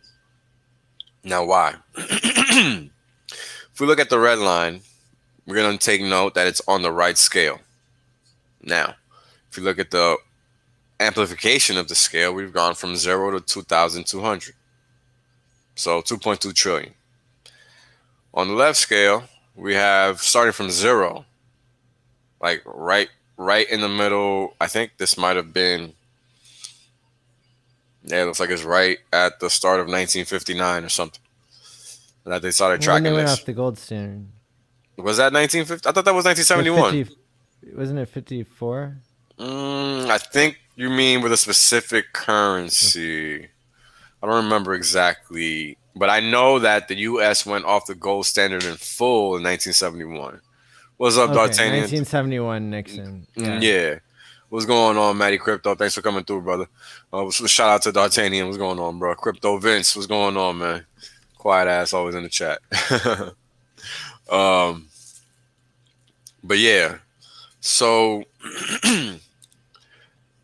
you went from 0 to 20 trillion, basically, and the M1 and the hard component, like the physical dollars and coins. I mean, if you're looking at this chart, it seems like anytime there's a recession, you get a pretty good increase in the hard currency. So where is it coming from? Because it's not coming from people's jobs. How can that be when it's happening during a recession? Makes no sense. And here's just a shorter view of it. This is from 1960 to now. And I'm just going to keep going down, and this is going to keep scaling in. And I just want you guys to notice the jumps over time. And we're going to have a rate of change chart. Don't worry. But I just want you guys to see it in dollars. And this is a logarithmic chart. So these are crazy jumps, right? Very crazy. And they happen always after a recession. Always. You'll see. We're getting there. This is our pretty much past 20 years. So we've all been alive during this period of time. And this is what's going on, Hazmac. And this is the just ostentatious amount of printing that they've been doing this whole time. I mean, it's just crazy. No fucks given. And people think that it's a inequality situation. Yeah, it actually is, just not in the way that you think. Is that you have the problem that you can't acquire trash as fast as the trash makers can. And that trash is cash. And that cash is fiat. So it's not actually an asset. It's a debt note. And that's the thing that people don't understand, right? Because if you can just whip this shit out of thin air like this, well, then why the hell are we paying taxes in the first fucking place? For what? What are we getting taxed for? Because I'm not seeing any of this money. My fucking salary, my income is not increased at this rate. It just is not. So what the hell is going on? Right? That's the question. What the hell is going on? And here we go. Here we have the percentage changes over time. Now, like I was just saying, look at what happens to the red line, which is the currency component of M1 over time. And it's just like I said, it rips during a recession every time. Why? Where is this money coming from? Where is it going? Like, this shit is crazy. Right? Like when you sit here and think about this, and then look at what the blue line did. Like it went from 0 to 360 on a year-over-year basis in April of 2020. This is April 2020 before it shot up like that. And you're going to sit here and tell me there's not going to be any inflation. And even the currency component of M1 has shot up in ways it hasn't ever done. Ever. Because that's the whole history. So you're going to sit here and tell me there's not going to be any inflation. Cool. I'll believe it if you do. But it looks like the math is saying otherwise. This chart. So in 1964, they changed up how they made dimes and quarters and half dollars, taking out the silver. Correct. In them. So that probably relates to this chart to some degree, because that for was sure. Because the circulating M1 had intrinsic value as a rare earth metal, right? And correct. Then it all of a sudden, poof, gone. And that's what this chart is showing. This going parabolic, it's not a good thing. It's a bad thing. It's a debasing of value. That's what this is. Because when you're increasing the supply of something, that means it's worth less. Especially when it's not doing anything. Like it's not backed by anything, right? Like it's just coming out of thin air, right? Like Hex doesn't work like that. That's where the T-share comes into play. This is why it's so important for people to understand that. Because you can't get more Hex without T-shares. It's inherent in a design. It's not like the dollar where they can just press a button and say, here you go. You have to invoke that reality. It has to be real. It can't be made up at all. Hold on. Piston is asking, how do I interpret this? Hold on. All right, let me break it down some more. Oh, man. All right. I know this shit is crazy, guys. I hope you got a beer or something, because this is some wild ass shit. Like, I knew this was going to be a long stream, so I came prepared. I've got 30 more minutes. Hey, it's cool. It's cool. I'm going to enjoy it. I'll try to speed it up a little bit just for you to get through at least the macro part. Cool. What kind of pizza are you eating? Sicilian. Nice. I love New York, man. I got great pizza right outside, so. Hit the like button, people.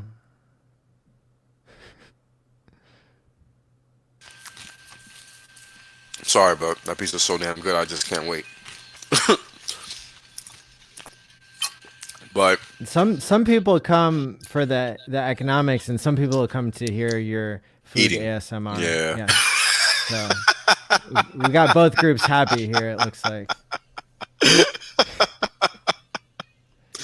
At least.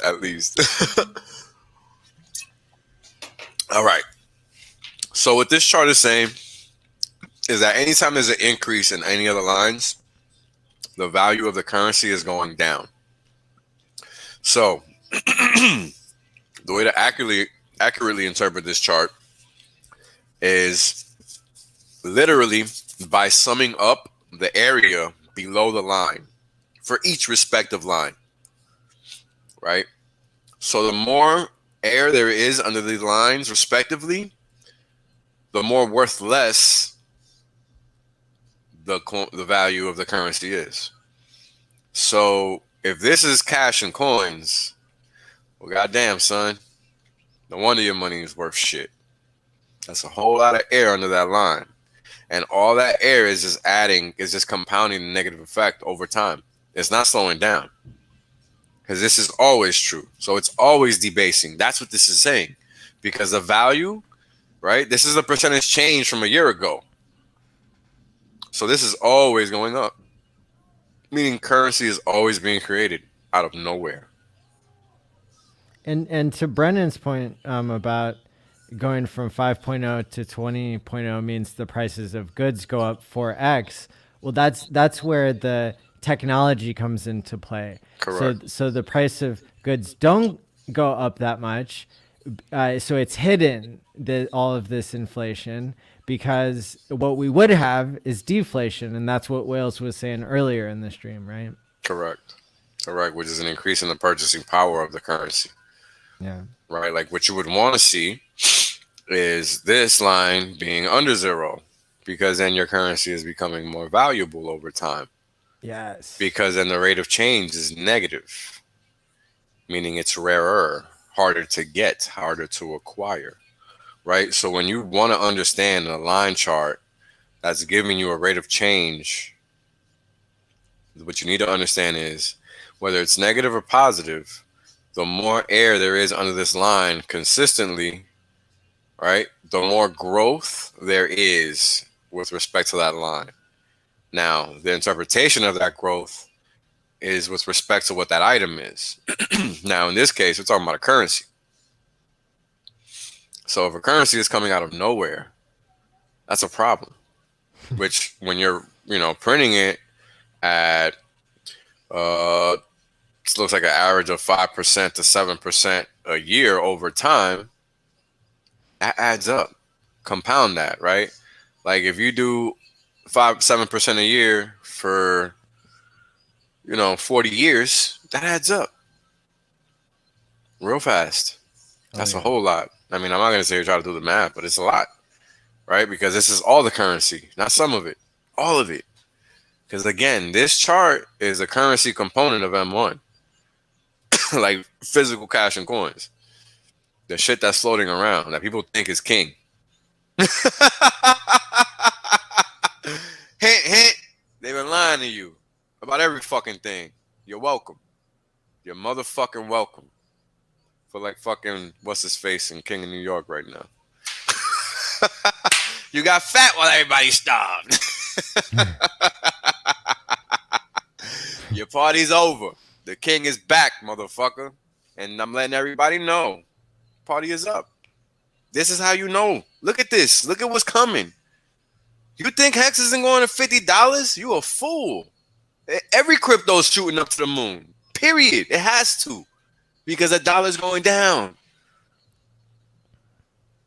It has to. It has to.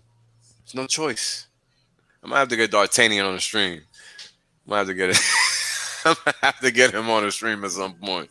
But when he got like a good internet connection, I know it should be fucking up. And crypto also doesn't lie about the deflationary pressures of technology. Nope. Right? So if things are less expensive to make over time because the technology improves, then the crypto's worth even more compared to it takes even less Correct. of the crypto to buy what you want. Correct. To buy your V-neck undershirt. I mean, it's true. V-neck Hanes. Right, and here's a closer view from 1980 to now of the same chart that we were just looking at. And again, a lot of air under these lines, right? And if you're looking at the left scale, this is 40 to 0 for the blue line. So this is basically 20 up here, right? I mean, and again, every time we hit a recession, they pump the presses, baby. It's just what they do. Every time you see this gray bar, that's a recession. I'm sorry if I didn't explain this. So every time, oh okay, every time you see these gray bars, is a recession. So that's how many recessions we've had with the central bank in place, which was supposed to stop recessions. FYI, but what's happened is that they now happen all the fucking time because of them. And I'm sorry for cursing. I know people ask me not to because they want to listen to the stream with their kids around or whatever. Sorry, guys. But it just happens. But it's important to understand this, right? We got 1, 2, 3, 4, 5, 6, 7, 8, 9, 10, 11 in the past 70 years that they record. Who knows what actually happened because we weren't even around. So we're just taking their word for it. Who knows if it's even true? Yeah. Because you can't believe anything nowadays. You really can't. Yeah. And this is a sad fact. But anyway, right? Every time this happens, you get a recession, they pump it. And now you have to understand the left scale is much higher than the right scale. The right scale is the physical currency component of M1. And the left scale is the money stock in its entirety, which again, just to go back over, is physical currency, demand deposits, and traveler's checks, right? So it's basically cash that's on demand, whether it's in physical form or electronic form or in check form. So the blue line is basically all cash, right? So the currency component is the physical and the coin. Everything else is deposits in the bank and traveler's checks and just checks in general, which are going to come from your deposit, from your, deposit bank anyway. So it's the same thing. So sorry if I confused you there. But traveler's checks, again, aren't really even used. So most of this is just dollar printing by the Fed, right? This is what this basically is. This blue line is dollar printing by the Fed, and so is the red line. But the blue line is more representative because that's reality, right? Like they're putting dollars in electronic form in bank accounts. They're not printing dollars to that clip anymore, right? And they did last year, but I guess it's because they had to, right? And now what we have here is the velocity of money. And the velocity of money is just letting you know how often the currency is being used, literally. So if the number is at 5, that means for every unit of currency, for every, hold on, let me think about this. Because I used to know an easy way to explain it, but now I got to remember it because I haven't thought about this in years. Okay. So think about it as a ratio of 1. And this number is always over 1. So it's a multiple. So it's 5 times the number. It's 5 times a number. Or I'm sorry, it's a multiple of 5, right? For that one unit of currency. This is what it's saying. So if we have one unit of currency being produced from the economy, we're able to generate 5 from it. That's what this is really saying. So we got to the point where we were able to print our way up to 10 units of currency plus, almost to 11 per every dollar that the economy made, produced in GDP output.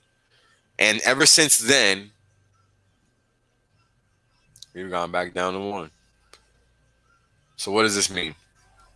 Because I know this is like a lot, and this isn't really saying shit to most people. But let me be elaborate. This is basically saying that no matter what they do, they have to print now. Because now the system is like the Ethereum network, backlog with a bunch of orders. They aren't going anywhere because the powers that be are literally saving themselves. They're not saving anybody else. This is what this chart means. Because if they're printing 1 unit of currency and the velocity is only 1, that means the pit stop is only 1. That means it's only touching 1 hand. Literally, that's what that means. That's the best way to look at it. You can read this all you want, but it's just letting you know how many times that dollar turns over. That's all it's saying. And if that dollar is only turning over 1 time, that means they're creating it and it's going to one place and that's it. It's not seeing anything else. It's not leaving any vaults. It's going somewhere and it's getting a return somewhere. That's what this means. Correct. Our blue line is staying at 1. Right now it's at 1. Right now, I think this chart is as of December 2020. And if not, it's February 2021. But it's either or. I don't remember exactly. But yeah, this blue line is a problem.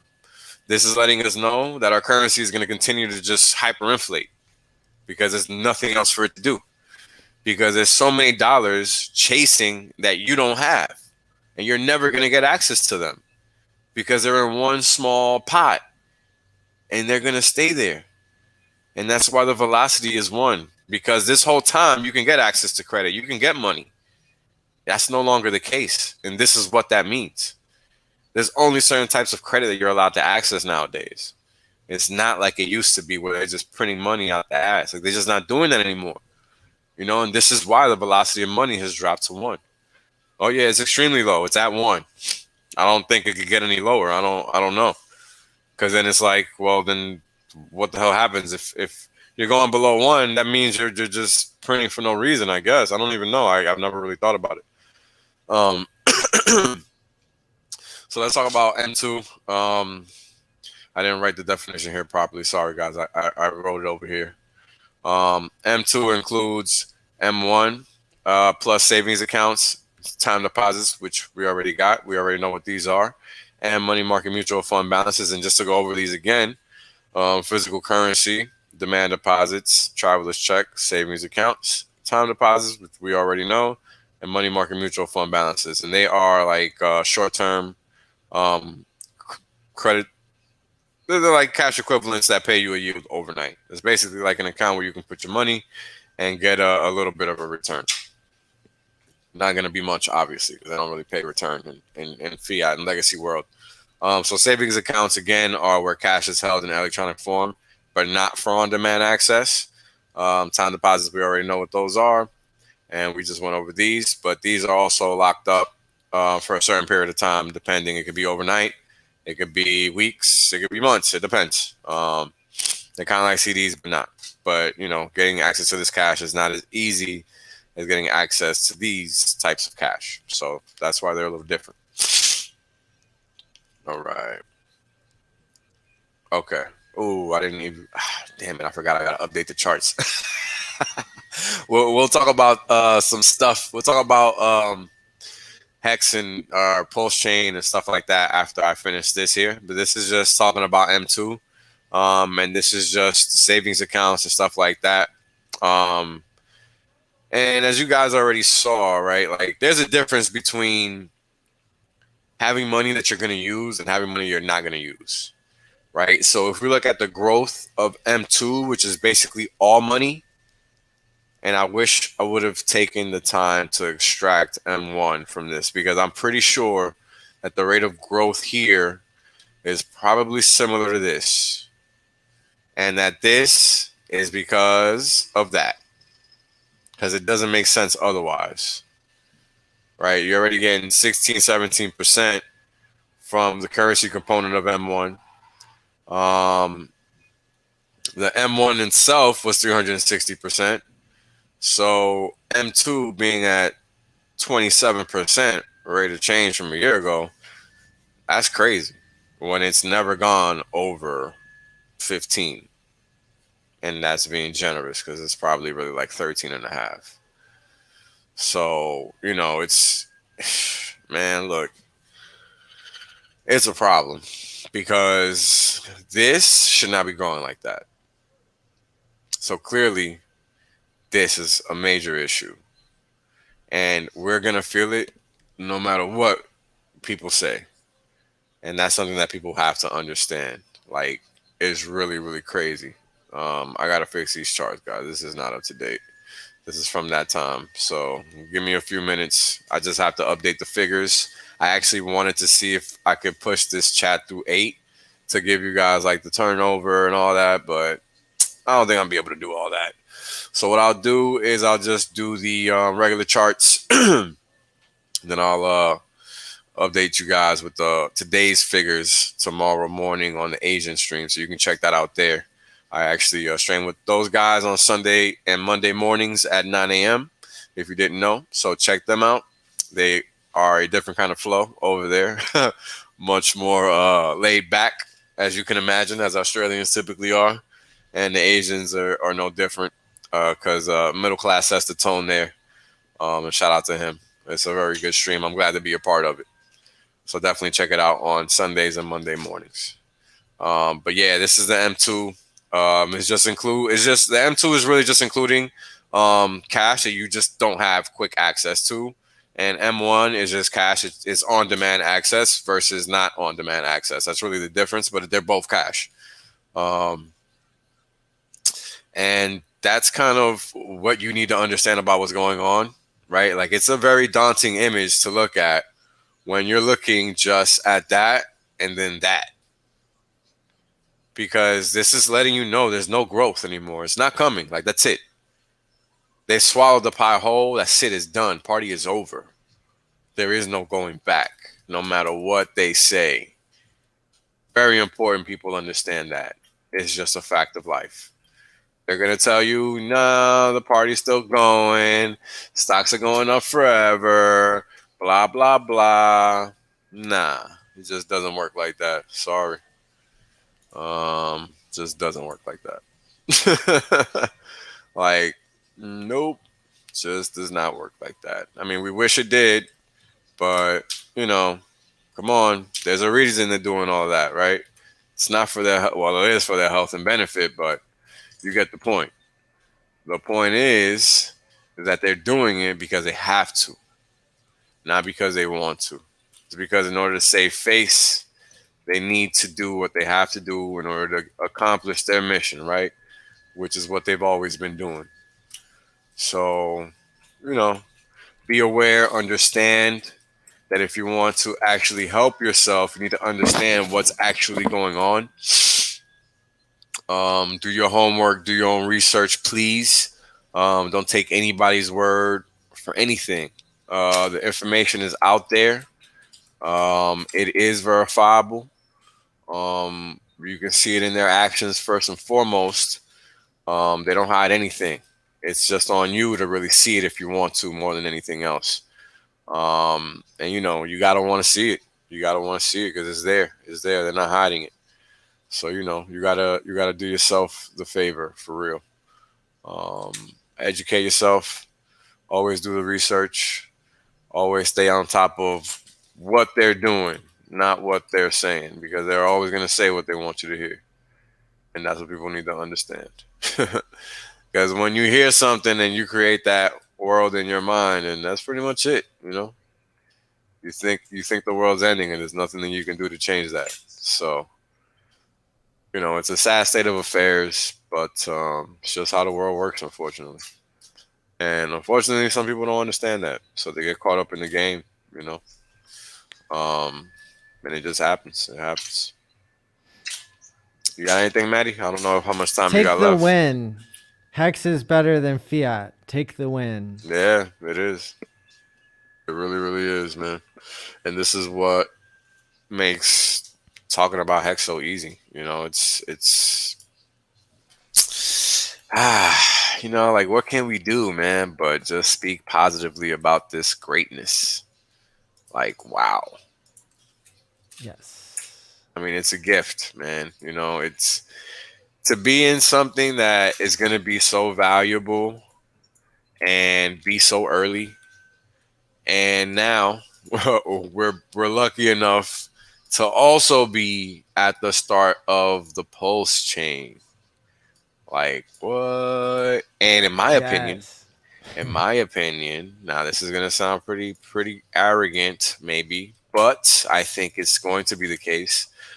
We've always heard of the so-called ETH killers, and none of them have ever actually been ETH killers. But what I ended up discovering yesterday, and I have to watch this video again. It's a video that Richard posted on EIP 2929 and some other protocol upgrade that they were talking about. But long story short, there are other fee increases that are coming. So yeah, I don't remember exactly what they're tied to. I have to watch the video again, but I was working when I was watching it, so it wasn't really the best time to record the information. But I'm gonna rewatch it, and it's crazy, man. Like, I don't know what to make of it. It doesn't seem like they really want this to be what they at least claim they want it to be. Because every move they're making is to make things a little more onerous for people. Like, nobody wants to pay a stupid amount of fees just to transact on a network. Like, I don't know. I'm not sure what to make of it. Which is cool because you could just hold liquid hex or stake long. Like, you don't have to stake short. Right. That's very important. Yep. Don't have to stay short. A lot of people are going to feel the pain because of that. Yeah. Even Ethereum is going to solve their own problems, supposedly, one day. And now they're going to have many billions of reasons to speed it up a notch. Oh, yeah. Once they start seeing the real competition that exists in a free market that is executed on by Richard Hart. So I think in the short term, like, you're out of luck, right? You want to make a stake for one day. You want to stake $100 worth of hex for one day and then unstake it. You're out of luck. Sorry, too short term of a thinker. But if you want to hold liquid hex, then it's just like any other cryptocurrency, right? It could go up in value a lot. It could magically appear on another chain too, right?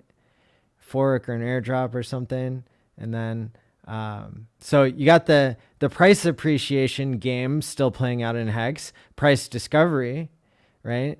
And then you've got the staking game, which was always paying better the longer you stake. And that's still the case. So nothing's really changed except these short term things that that everybody's going to end up solving in the end. But it's thank God there's competition, right? So that it doesn't get put off for too long.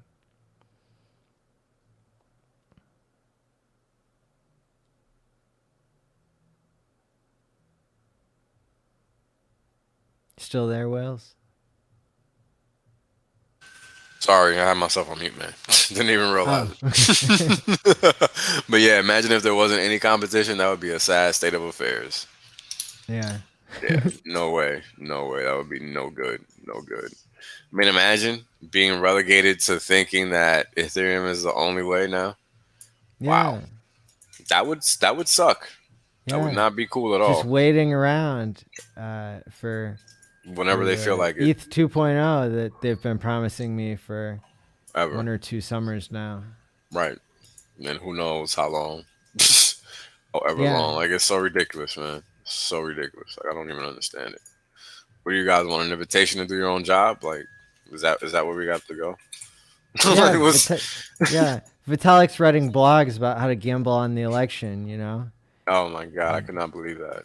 Remember we went over that one time on the Quant Yeah. Gang show. I could not believe that shit. I was like, this is what this guy's doing instead of fixing Yeah. this damn gas fee problem. What a clown! He made one about crypto recently. That was nice. Wow. A blog Glad, post. glad he had time to look at his work. Good for him. Yeah, yeah. Incredible. I mean, hey man, whatever, man. More power to him, I guess. Yeah. I guess he just quit after he made Ethereum. Whatever. Like, I don't even remember how Ethereum Classic even happened. Like, I don't even remember any of that stuff anymore. He gets on these servers and talks to devs a lot by typing to them. Doesn't seem very. I mean, I don't even get what the purpose of that is. Okay. yeah. Yeah. Yeah, I don't get that. I don't get that. I mean, hey, more power to him, man. Somebody got to waste their time, I guess, right? Better him than me or you. I'll say that much. Yeah, I mean, like, he's thinking about stuff. He's a dev. Like, he's overcomplicating things probably, and Yeah, and for so sure. whatever. Like, Yeah, they thank can't help God. it. Yeah, Thank God he's dragging his feet, so we can come in and clean benefit, up the game with Pulse. Yeah, I mean, it's benefit a in a huge major opportunity way. for us. So that's I mean, it's a good thing, like that the S load function, yeah, go up a lot, like fine, whatever. Pretty That's much. all Do that's what going to do do what you gotta do. is wreck the short term players. It's going to reward the long term players, and if you don't want to pay high storage costs on the Ethereum chain, then just keep your Hex liquid, And wait that's for the it. number to go up. It's I mean, here's the still thing. proof of weight either Yeah, way. we can talk about that because that's a good point. You could either keep it liquid or you could just stake it and not care because you understand that in reality, what's about to happen is that you're about to be able to unstake on the other chain. Yeah, yeah. So, So stake long, just yeah. don't stake short. I mean, that was never a good option anyway, But here's even the when it was thing. Here's the $1. thing. Even if you do stake short, right? Like, you can unstake it on the other chain. You just don't know when the other chain is going to come. But you'll be able to unstake it, and what if you don't know is that you'll have 2 years for your stake to go to zero. Yeah, 2 years. yeah. So you got time. No rush. You got time. You got time. Yeah. And if it goes up 100x, then you still have your whole bag. Exactly. So you're still winning anyway. 100 or 99 weeks later or whatever. So Exactly. So, it's all good. thank Richard. You'll be all right. Well, I know I got to sign off, but thanks so much for having me on. I really enjoy your streams, and I know everybody else does too. So thank you. No problem, man. Thanks for taking the time to join me, Matty. I appreciate it, man. You have a good rest of your Absolutely. night, all right? Thanks. All right. Bye. Bye, man. All right, you scallywags. It's just me and you guys now. I'm updating the charts. I am almost done. And we'll just keep talking about this chart because this chart that I have on the screen, I've left it up for a very good reason. People have to understand what's happening, and what's happening right now is that it's crunch time. Like, it's seriously crunch time. Um, we're at a point where money is no longer what it once was. And it's very important to understand that, because that's really going to affect everything that we experience moving forward. Um, it really, really matters a lot. Otherwise, like, why would anybody take their time to talk about this? It's very, very important, very, very important. You know, they literally printed enough currency for it to increase 360% year over year. Now, the chart says it all. I mean, we've never even gone greater than 20%, it looks like not even during the Great Recession. Or, I'm sorry, the 2008 financial crisis or whatever. So, you know, they went all in, guys. They went all in. Like, it should scare the bejesus out of people, because it's freaking crazy. Because that is just like a Hail Mary, right? Like, it's literally like a Hail Mary. They said, to hell with it. Let's print everything we can print, and then we'll figure out how to dole it out, however we figure out how to dole it out. I mean, it's crazy. It's very, very crazy. Um, the ramifications of this are going to be significant. We're going to all feel the pain. And that's something that we have to understand. And this is why being in crypto is so important. It's going to allow us to not feel the pain, basically, because our dollars are going to still be saved by the system, right? And that's what it's all about. It's all about staying in the system, and that system is a crypto system. Because when you keep your fiat, when you keep your trash in the right place, right, it's a good thing. And that's the important thing to understand. That's the point of this chart. What you own just got debased to the tune of 360% if you hold US dollars. That's what this chart is saying, right? And that's something that most people can't even fathom. 360% to the downside is insane, right? It's crazy. Like, where in the hell does that make sense? Because it doesn't, right? And that's why this chart is so crazy looking. Like, it's so easy to just dismiss technology that you don't understand. And people do it all the time with crypto. They do it all the time with crypto. Um, and they're going to end up learning the lesson the hard way. Just like those that ignored Bitcoin the first time are learning it the hard way, and that's just what it is, right? Um, it's always going to be that way. Uh, no doubt, D'Artagnan. That's just the way it is, man. Uh, People are always going to be led astray. They're not going to understand the big picture, and that's okay. But it's on us to try to help the whole world understand what's going on, right? Because we're in crypto, we're the people that get it already. So it's on us to try to help these folks understand, however and by these folks, I mean people not in crypto, however they can, right, to make the move. Because, like I was telling you guys earlier, people are waking up. I had a conversation with the person that I onboarded today, and I had a very frank conversation with this person because I'm not going to waste my time, and I don't want people to waste theirs either. Um, and, long story short, this person is understanding that they've been on the wrong side of history this whole time. And that's very important. Very important for many reasons, because what that means is that people are waking up, right? They're waking up to the fact that They've been lied to, right?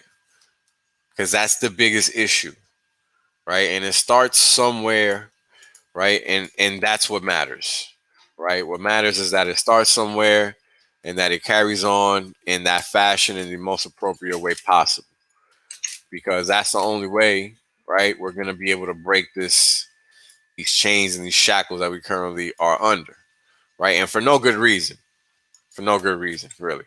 And this is why I always say, read, read, read, educate yourself, because it's easy to succumb to the nonsense. It's supremely easy to succumb to the nonsense. And that's why educating yourself is key.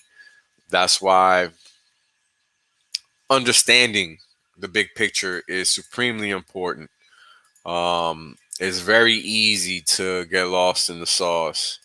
It's very easy to, like all these people ending their stakes early because they see these other coins going up.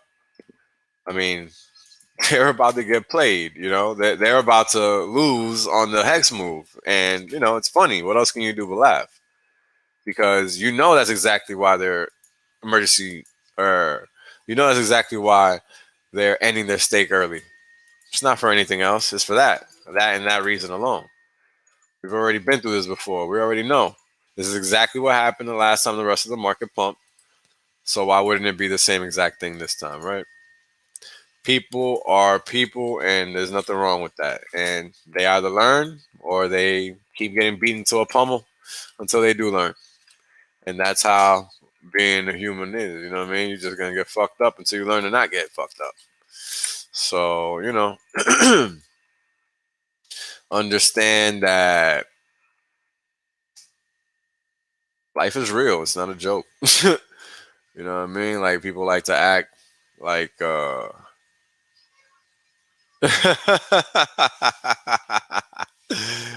this is funny, man. Yeah, it's funny. There's this guy in my one of my personal in my group chat with my homies from college. And this guy, he didn't go to college with us or whatever, so he's not. I don't consider him as smart as us. Well, whatever. Long story short, this guy is one of those guys that thinks that Hex is a scam, right? And of course, it was after a 10-minute Google search, so he knows everything. You know what I mean? He's a genius.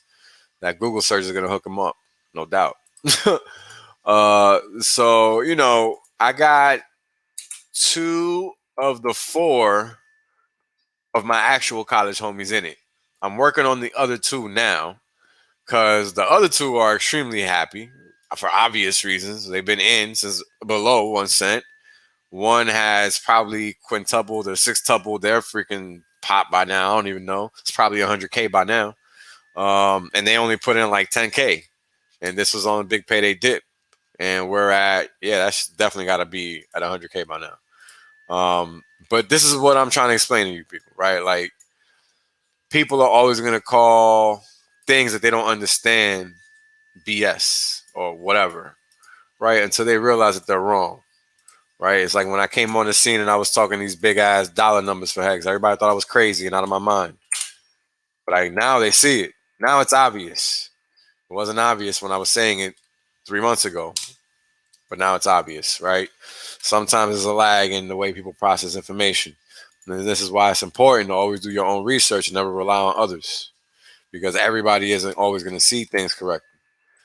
And this is why, even when you're getting your information from me, it's important to do your own research. I don't know everything.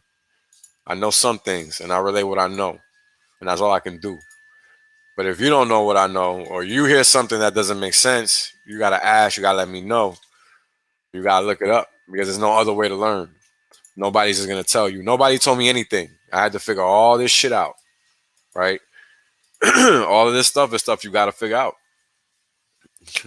Well, yeah, a lot of people think a lot of things, Piston. And that's the whole point, right? It's easy to think. It's so easy to think. That's why you got to verify. Verifying is the key.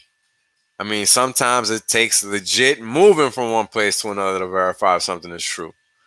Like, the world doesn't care. It's just going to do what it's going to do. And it's on you to verify. It's not on the world. The world is already here. It's on you to verify. And that's the hard thing for people to understand. Hard thing for people to understand, because the world we think is just there to serve us, and it's not. It's really, really not. It's there to help you do what you gotta do. It's not there to take care of you. It's not there to do anything for you. So it's very important that people understand that, because people already take the world for granted. Right? You got these people talking about flying to outer space when they can't even figure out what the hell's going on fucking planet Earth. Right? So how does that work exactly? Like, doesn't really make sense, right? So, it's understanding the little big picture that really takes you a long way, because it's easy to fall into these traps, right? Where you think that somebody is actually leading you somewhere where it's good. Because the question is, well, why the hell are you trying to leave Earth? What's here that we got to go? I ain't trying to leave Earth. I'm good right here. So what's the rush? Very good question. What is the rush to get out of space? I don't know. I'm good right here. I'm in no rush. So, I get the allure. I was a little kid. I dig it. Flying in outer space, being an astronaut, yada yada. I dig it. I'm STEM inclined and all of that. I got a math degree. I get the propulsion and all that shit. I could have went there and worked there if I wanted to. It's fine. I still don't get the fascination. I like Earth just fine. I like eating real food just fine. Not necessarily a fan of fake food. So if you're into that synthetic stuff, good for you. Not for me. And this is the reality, right? Like, we're living in a world where people are trying to get you to eat synthetic food on Earth. Like, no, thank you. I like my real food just fine. Muchas gracias. You know what I mean? Like, what's wrong with people? Like, we're not doing that at all. Not here. Thank you. So, is understanding all of that is important, guys. It's important. It's important. It's important. The world is a very big place. Don't get lost in it. Um, you got to always make sure you're doing your research. Your research is first and foremost the most important thing that is going to allow you to really see the truth, right? Because, like, even for me, look at this data. I was looking at this data and I really had no idea that this was what I was going to see. And I already knew that this happened, but I didn't know it was this bad, right? And I think that's the thing. Like, we knew that this happened, but we didn't realize how bad it was. Like, wow. Like, wow. Like, people really lost some money here, right? Like, they really took some hits and some licks. And the question is, why? Right? Like, why do they have to print all this money? Who are they giving this money to? Because, again, we're not seeing it. So where exactly is it going? And these are the kind of questions that people need to be asking, because guess what? They're taking it from us. They're taking it from you and me. They're not giving you any free money. They're giving it to their homies, right? So the question is, why can their homies get some of our money, but we can't get none of our money? That's a good question. Because they sure as hell seem to be able to conjure it up out of thin air, no problem, right? And that is what we see with this chart. Like, what the fuck? It's a crazy ass chart to look at. Like, it really, really is, because it really begs a question: where in the hell is the money going? Why does it always have to go to a small group of people? There's no such thing as rich class and poor class. No, no, no. That's a lie. It's those that got all the money and then everybody else. And you're not included in that, right? That's a fact. And that's something that people have to understand, right? That's the reality of the situation, and that's really the reality of the situation. It's just like George Carlin always said, it's a small club and you're not in it, or it's their club and you're not in it, right? Like, he always used to spit that fact. And I remember being a kid listening to him, being like, damn, what is he talking about? Because I was too young to get it. And we all knew. We all knew. What's going on, Sovereign? Hope you're doing well, bro. Thanks for joining the stream. Welcome aboard. Welcome back, Bala. And it's just crazy, man. People just, unfortunately do not know what the hell is going on. And that's what this is all about. This is all about making people aware of the reality of the situation, right? It's very easy to get lost in the sauce and think that you have an idea, right? But look at what they're doing now. They're literally trying to pit people against each other with nonsense that they have no control over whatsoever. Lying to you at every freaking turn possible. It's amazing. It's amazing, really. So keep your head on a swivel, man, and always duck the bullshit, because the bullshit is always gonna be there. Better believe it. Always gonna be there. All right. Almost done with the charts, guys. Almost done with the charts. All right. Okay. So let's go to this one.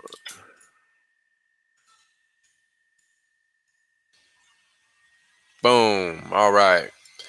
So into the charts we go. So here we have the first 489 days of HEX. And as always, we have nothing for Bitcoin. We have 689 rounding up for Ethereum. And we have 8,292 rounding down on the index for HEX. And the 14,706 rounding down for the index for T-shares. And as always, 347% post big payday. And this is just holding mildly fine like it's supposed to. HEX post big payday, we're at a day 150. Bitcoin, and what we're doing here is we're comparing the first, second, and third halvings for Bitcoin with the HEX big payday index.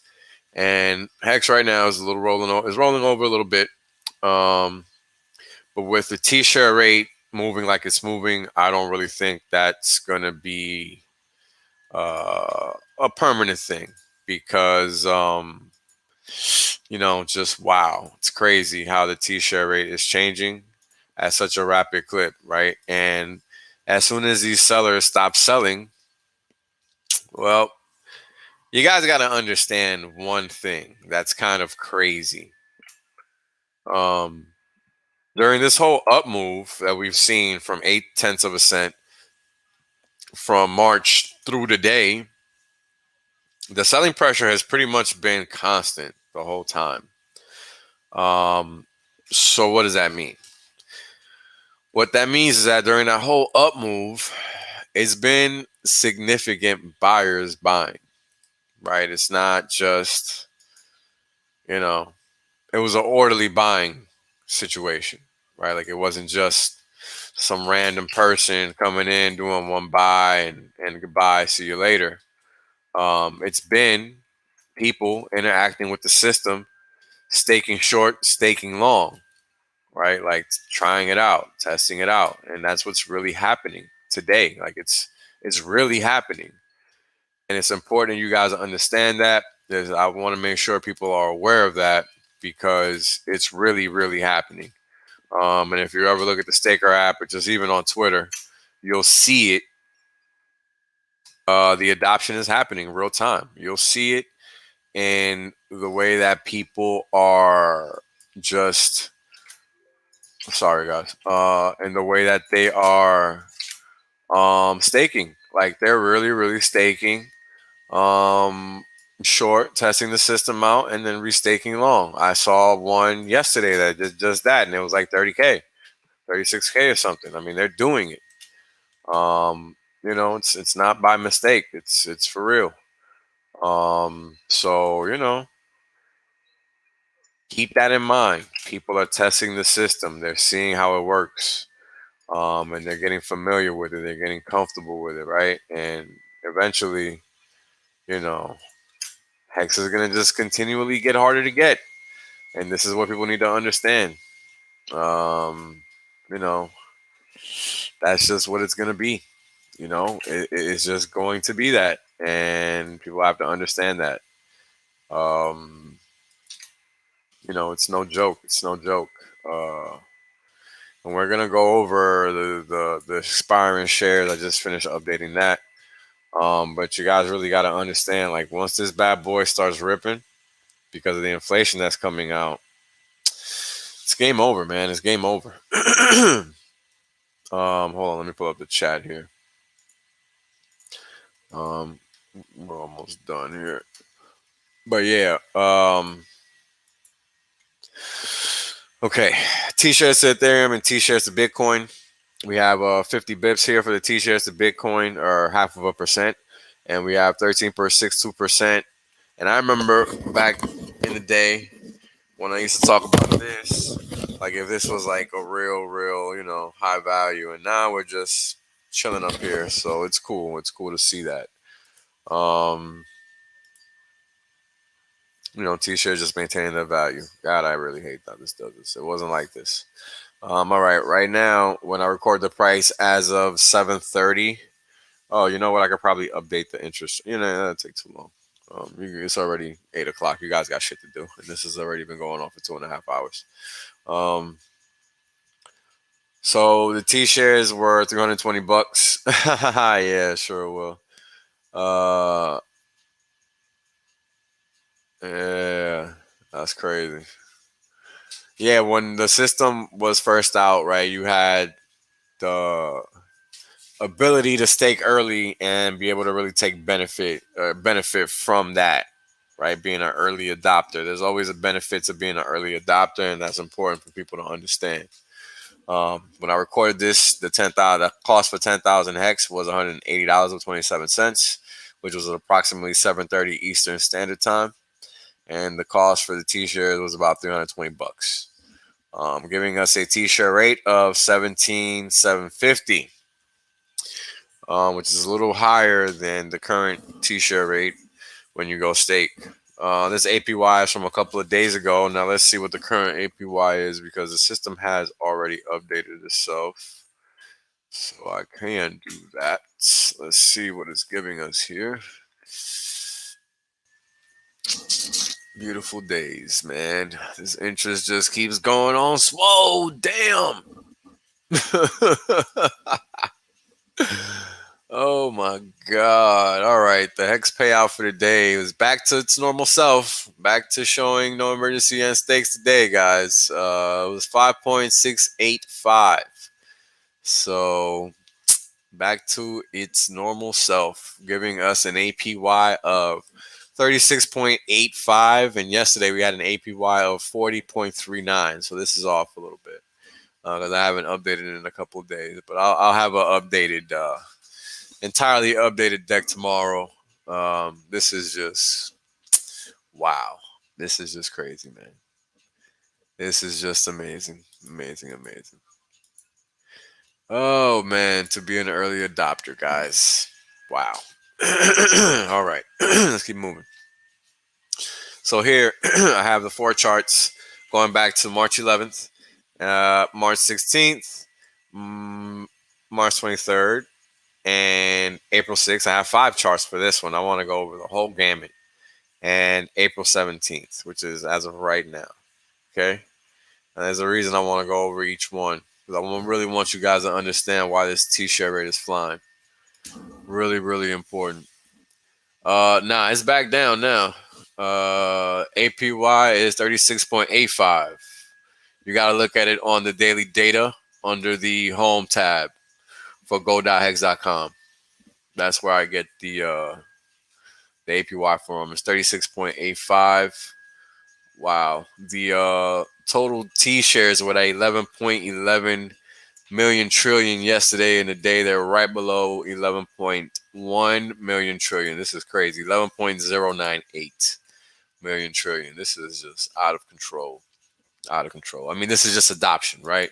And when you look at the Staker app and you look at the percentage of the shares that you own, that number changes with respect to that total T-share count, because if more people are coming into the system and staking, right, that by default increases the staking the percentage of people staked, and thereby decreasing the APY, thereby increasing the price. That's how that works, because by default the coin is already getting burnt off the system. Yeah, I don't know. Right. What's going on, Michael? What's going on, brother? How you doing? So yeah, we keep moving to the next chart, or next set of charts. And again, this was a month and a week ago, right? Before the T-share race started ripping, right? Boom. That's basically like half, right? I mean, this shit is crazy. Yeah, that's basically half. Boom. Right? And again, just drop some more. And these are, when this happens, that's causing the T-share rate to go up significantly, right? Hey man, I'm glad to be able to provide some entertainment for your lack of sleep, man. Hope you're able to catch some Z's at some point. So yeah, this is why the T-share rate started ripping, right, at the beginning of April, because eventually it just kept going lower and lower, and now we're going up again, right? And I'm looking at the short end of the curve. This 6 period month time from now to September 5 period month, because this is going to directly affect the T-share rate right now. And we've already seen how this magnitude has caused the T-share rate to go up 500 hex since basically then to now, because it was right around 17,000 even at this point in time. And what I want you guys to notice is when you're looking at these charts, and I'll post them later, is the bold area is showing you the increase in the staking activity at that point in time. Okay. So when you're looking across the time curve from 2021 through 2036, right? Anytime you see a bold bar going across horizontally, that means that there's been increased staking activity in that area. Okay. I really want to find another way to display this data, because I really starting to get tired of this. So I'll have to figure that out. But yeah. So people are staking out here, right? This is the 8-year mark at this point, and this is bold. So people are staking long. People are staking medium term, going out 3 to 4 years, from 24 to 25, right? Like, people are staking. This is Hex or not. Let's see what you guys talking about in the chat. It matters because every current staker will be a future staker. Yeah, exactly. Yep. Oh damn! I didn't even realize I still had this message up, and I'm here changing all these charts and shit. My bad, guys. Whoops. But yeah, so understanding this is very important, is very key, because this is what's going to drive the value of Hex up, right? Literally, this is the mini inflation. This is the halvings that we're going to have in Hex. We don't have blocks coded in every X amount of time. So that's just what that is. Now again, here we have the all-time ETH to Hex correlations, and we have ratio or correlation of 0 as always, and same thing versus Bitcoin, correlation of 0. And what I want you guys to always focus on and remember is that when the returns for Hex are in this quadrant on the right side of the x-axis, and Bitcoin's is not on the right side of its y-axis, or on the northern side of its y-axis, then that means that HEX is the outperformer here. Same thing versus Ethereum. It's not the outperformer versus HEX. HEX is the outperformer versus Ethereum. Just a fact of the matter. And finally, or almost finally, we have the payout per T-share as a function of the dollar cost at the time of this price recording, which is 1.083 cents. And right now we are at 1.759, so 1.76 because they sold it down a bit. But at the time, this gave us a payout per T-share cost for this respective period of time, which was yesterday. So this is for today would be lower, 11.2 cents, giving us an adjusted HEX value, i.e. a future value of 13 cents. I mean, this is just a half a cent cheaper right now. Well, actually a little bit more because it's less HEX, so probably a cent cheaper now. But that's fine. We know where this is going because it just got cheap again, right? But this also ticked back up. Damn, because this is so annoying. Yeah, correlation to Bitcoin is zero, not almost zero. It is zero. HEX is entirely decorrelated from nonsense. It is a professionals market only. It is not for plebs. And this is why people end up getting blown up. Like, they don't know what the hell they're doing. Think they could come into HEX and just do some nonsense, and it just doesn't work that way. 5.685. Let's see what we got. Yep, right back. Boom. Right back where we were. So what I did was I updated the payout per T-share to reflect accordingly with the present day price and T-share rate at the time of recording. Because what we just didn't have were the T-share rate. Or I'm sorry, the numbers for the day. So now the XPE has increased back to where it was supposed to be, signifying the adoption over time. Because what you guys have to understand is that when the T-shares are increasing in quantity, what that means is that that's people creating more T-shares, meaning more stakers are entering the system. And by default, the price has to go up and the APY has to go down. So that's how that works, guys. And as always, this is as a function or relative to the lowest all-time print of 551% versus 17.6% for HEX right now. Yeah. How about that? But yeah, Finn, this correlation here is zero. HEX has no correlation to Bitcoin or Ethereum. This is what this number here means. What is that? That's right. I mean, it's true, right? And this is why when I always talk about this chart, because a professional is going to know to make this chart to look at the return streams, because at the end of the day, nobody is looking to put money in something because they think it's cool or they like the community or whatever the fuck, right? Like, first and foremost, it has to make money. Everything else is an added bonus. And this is why HEX is so invaluable, because we are invaluable already, because we are people that actually use our brains. So by default, we are already ahead of the curve. Just with that alone. It's very important people understand that, because that's what's going to make HEX superior. Seriously.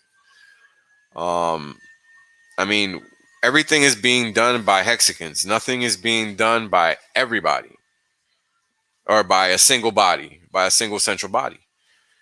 It's very important people understand that.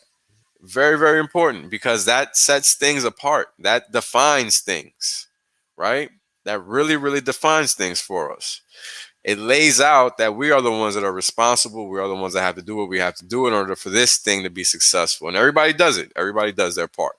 Everybody's always onboarding. Everybody's always doing their thing. So, everybody just keep doing what you're doing, because like I always say, everybody has a market. Whether you know it or not, it's just a matter of time before you find it, because it's there. It can't be hidden. And you will always have an audience, no matter what. And that's just it. Well, not necessarily. The community can tell the buyer whatever, right? I mean, the community really is only there to help the person learn how to interact with Hex, because Hex is not your typical crypto. It's actually the only crypto. So, when people realize that, it's a little different. There's not going to be changes per se, right? There's going to be improvements, which is different than changes, right? This is why we're going to get that ETH fork, and that ETH fork is going to be freaking phenomenal because it's already done, man. All he has to do is fix what he wants to make better. And this Richard, he's going to take care of the business. I'm not even worried about that. But yeah, so I hope this macro talk helped you guys understand the fractional reserve banking a little bit better, the system a little bit better, what's happening with the money a little bit better. You really need to keep your money in crypto. It's not a joke. That's a serious, serious statement. And this is why. Oh, wow. You're going to have to watch it from the beginning, bud. This is 3 hours deep. Can't start from the beginning for you, brother. You're going to have to go back to the beginning and watch it. I mean, this has been a long one. And then you're going to want to watch it because there's a whole lot of good shit in here. But yeah, you seriously need to realize that this is a mass situation. You've been holding something that's been trashed this whole time and you just didn't realize it. And this chart is letting you know that that's exactly what's happening. This is them printing your funds ad infinitum with no holes barred. Nothing. Nothing. You know what I mean? Like, this is crazy. So when people realize that they no longer have any money and the only thing that's left is worth this and it pays you, do you think it's going to stay there for a long period of time? Nope. Because this is as low as they've ever seen it. They're not even going to be able to comprehend that. So it's going to make them lose their minds. And this is what people have to understand. And here's the thing. Look at that slope. It's staying elevated on that slope.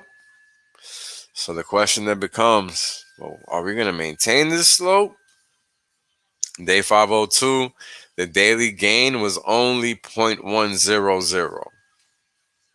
It usually has a number after that on the third decimal point.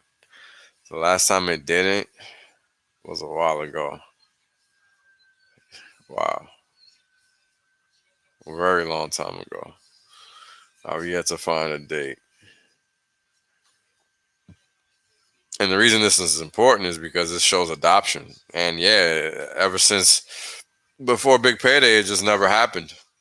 So this is the first time it's happening where we're breaking the 10 basis points per day. Like, this is crazy. This is very, very crazy. So thank you, Piston. Appreciate it, brother. Take this stuff seriously, guys. This is life-changing information. This is just the facts that are mathematical. This is not even an opinion. This is just what it is. And if history is anything to follow, then you can't go wrong. And it's typically been the case that you don't want to fade history. So act accordingly. And with that, you guys have an outstanding Saturday night. Thank you for joining me. If you have any questions, you can reach out to me at t.me/Wales only on Telegram. On Twitter, you can find me at Wales only 1, the number 1 at the end. And yeah, you can also leave a comment on this video. If you're new to Hex, you can download the Staker app by going to income.watch and going through all the steps there. It's relatively simple. And again, if you have any questions, you can always reach out.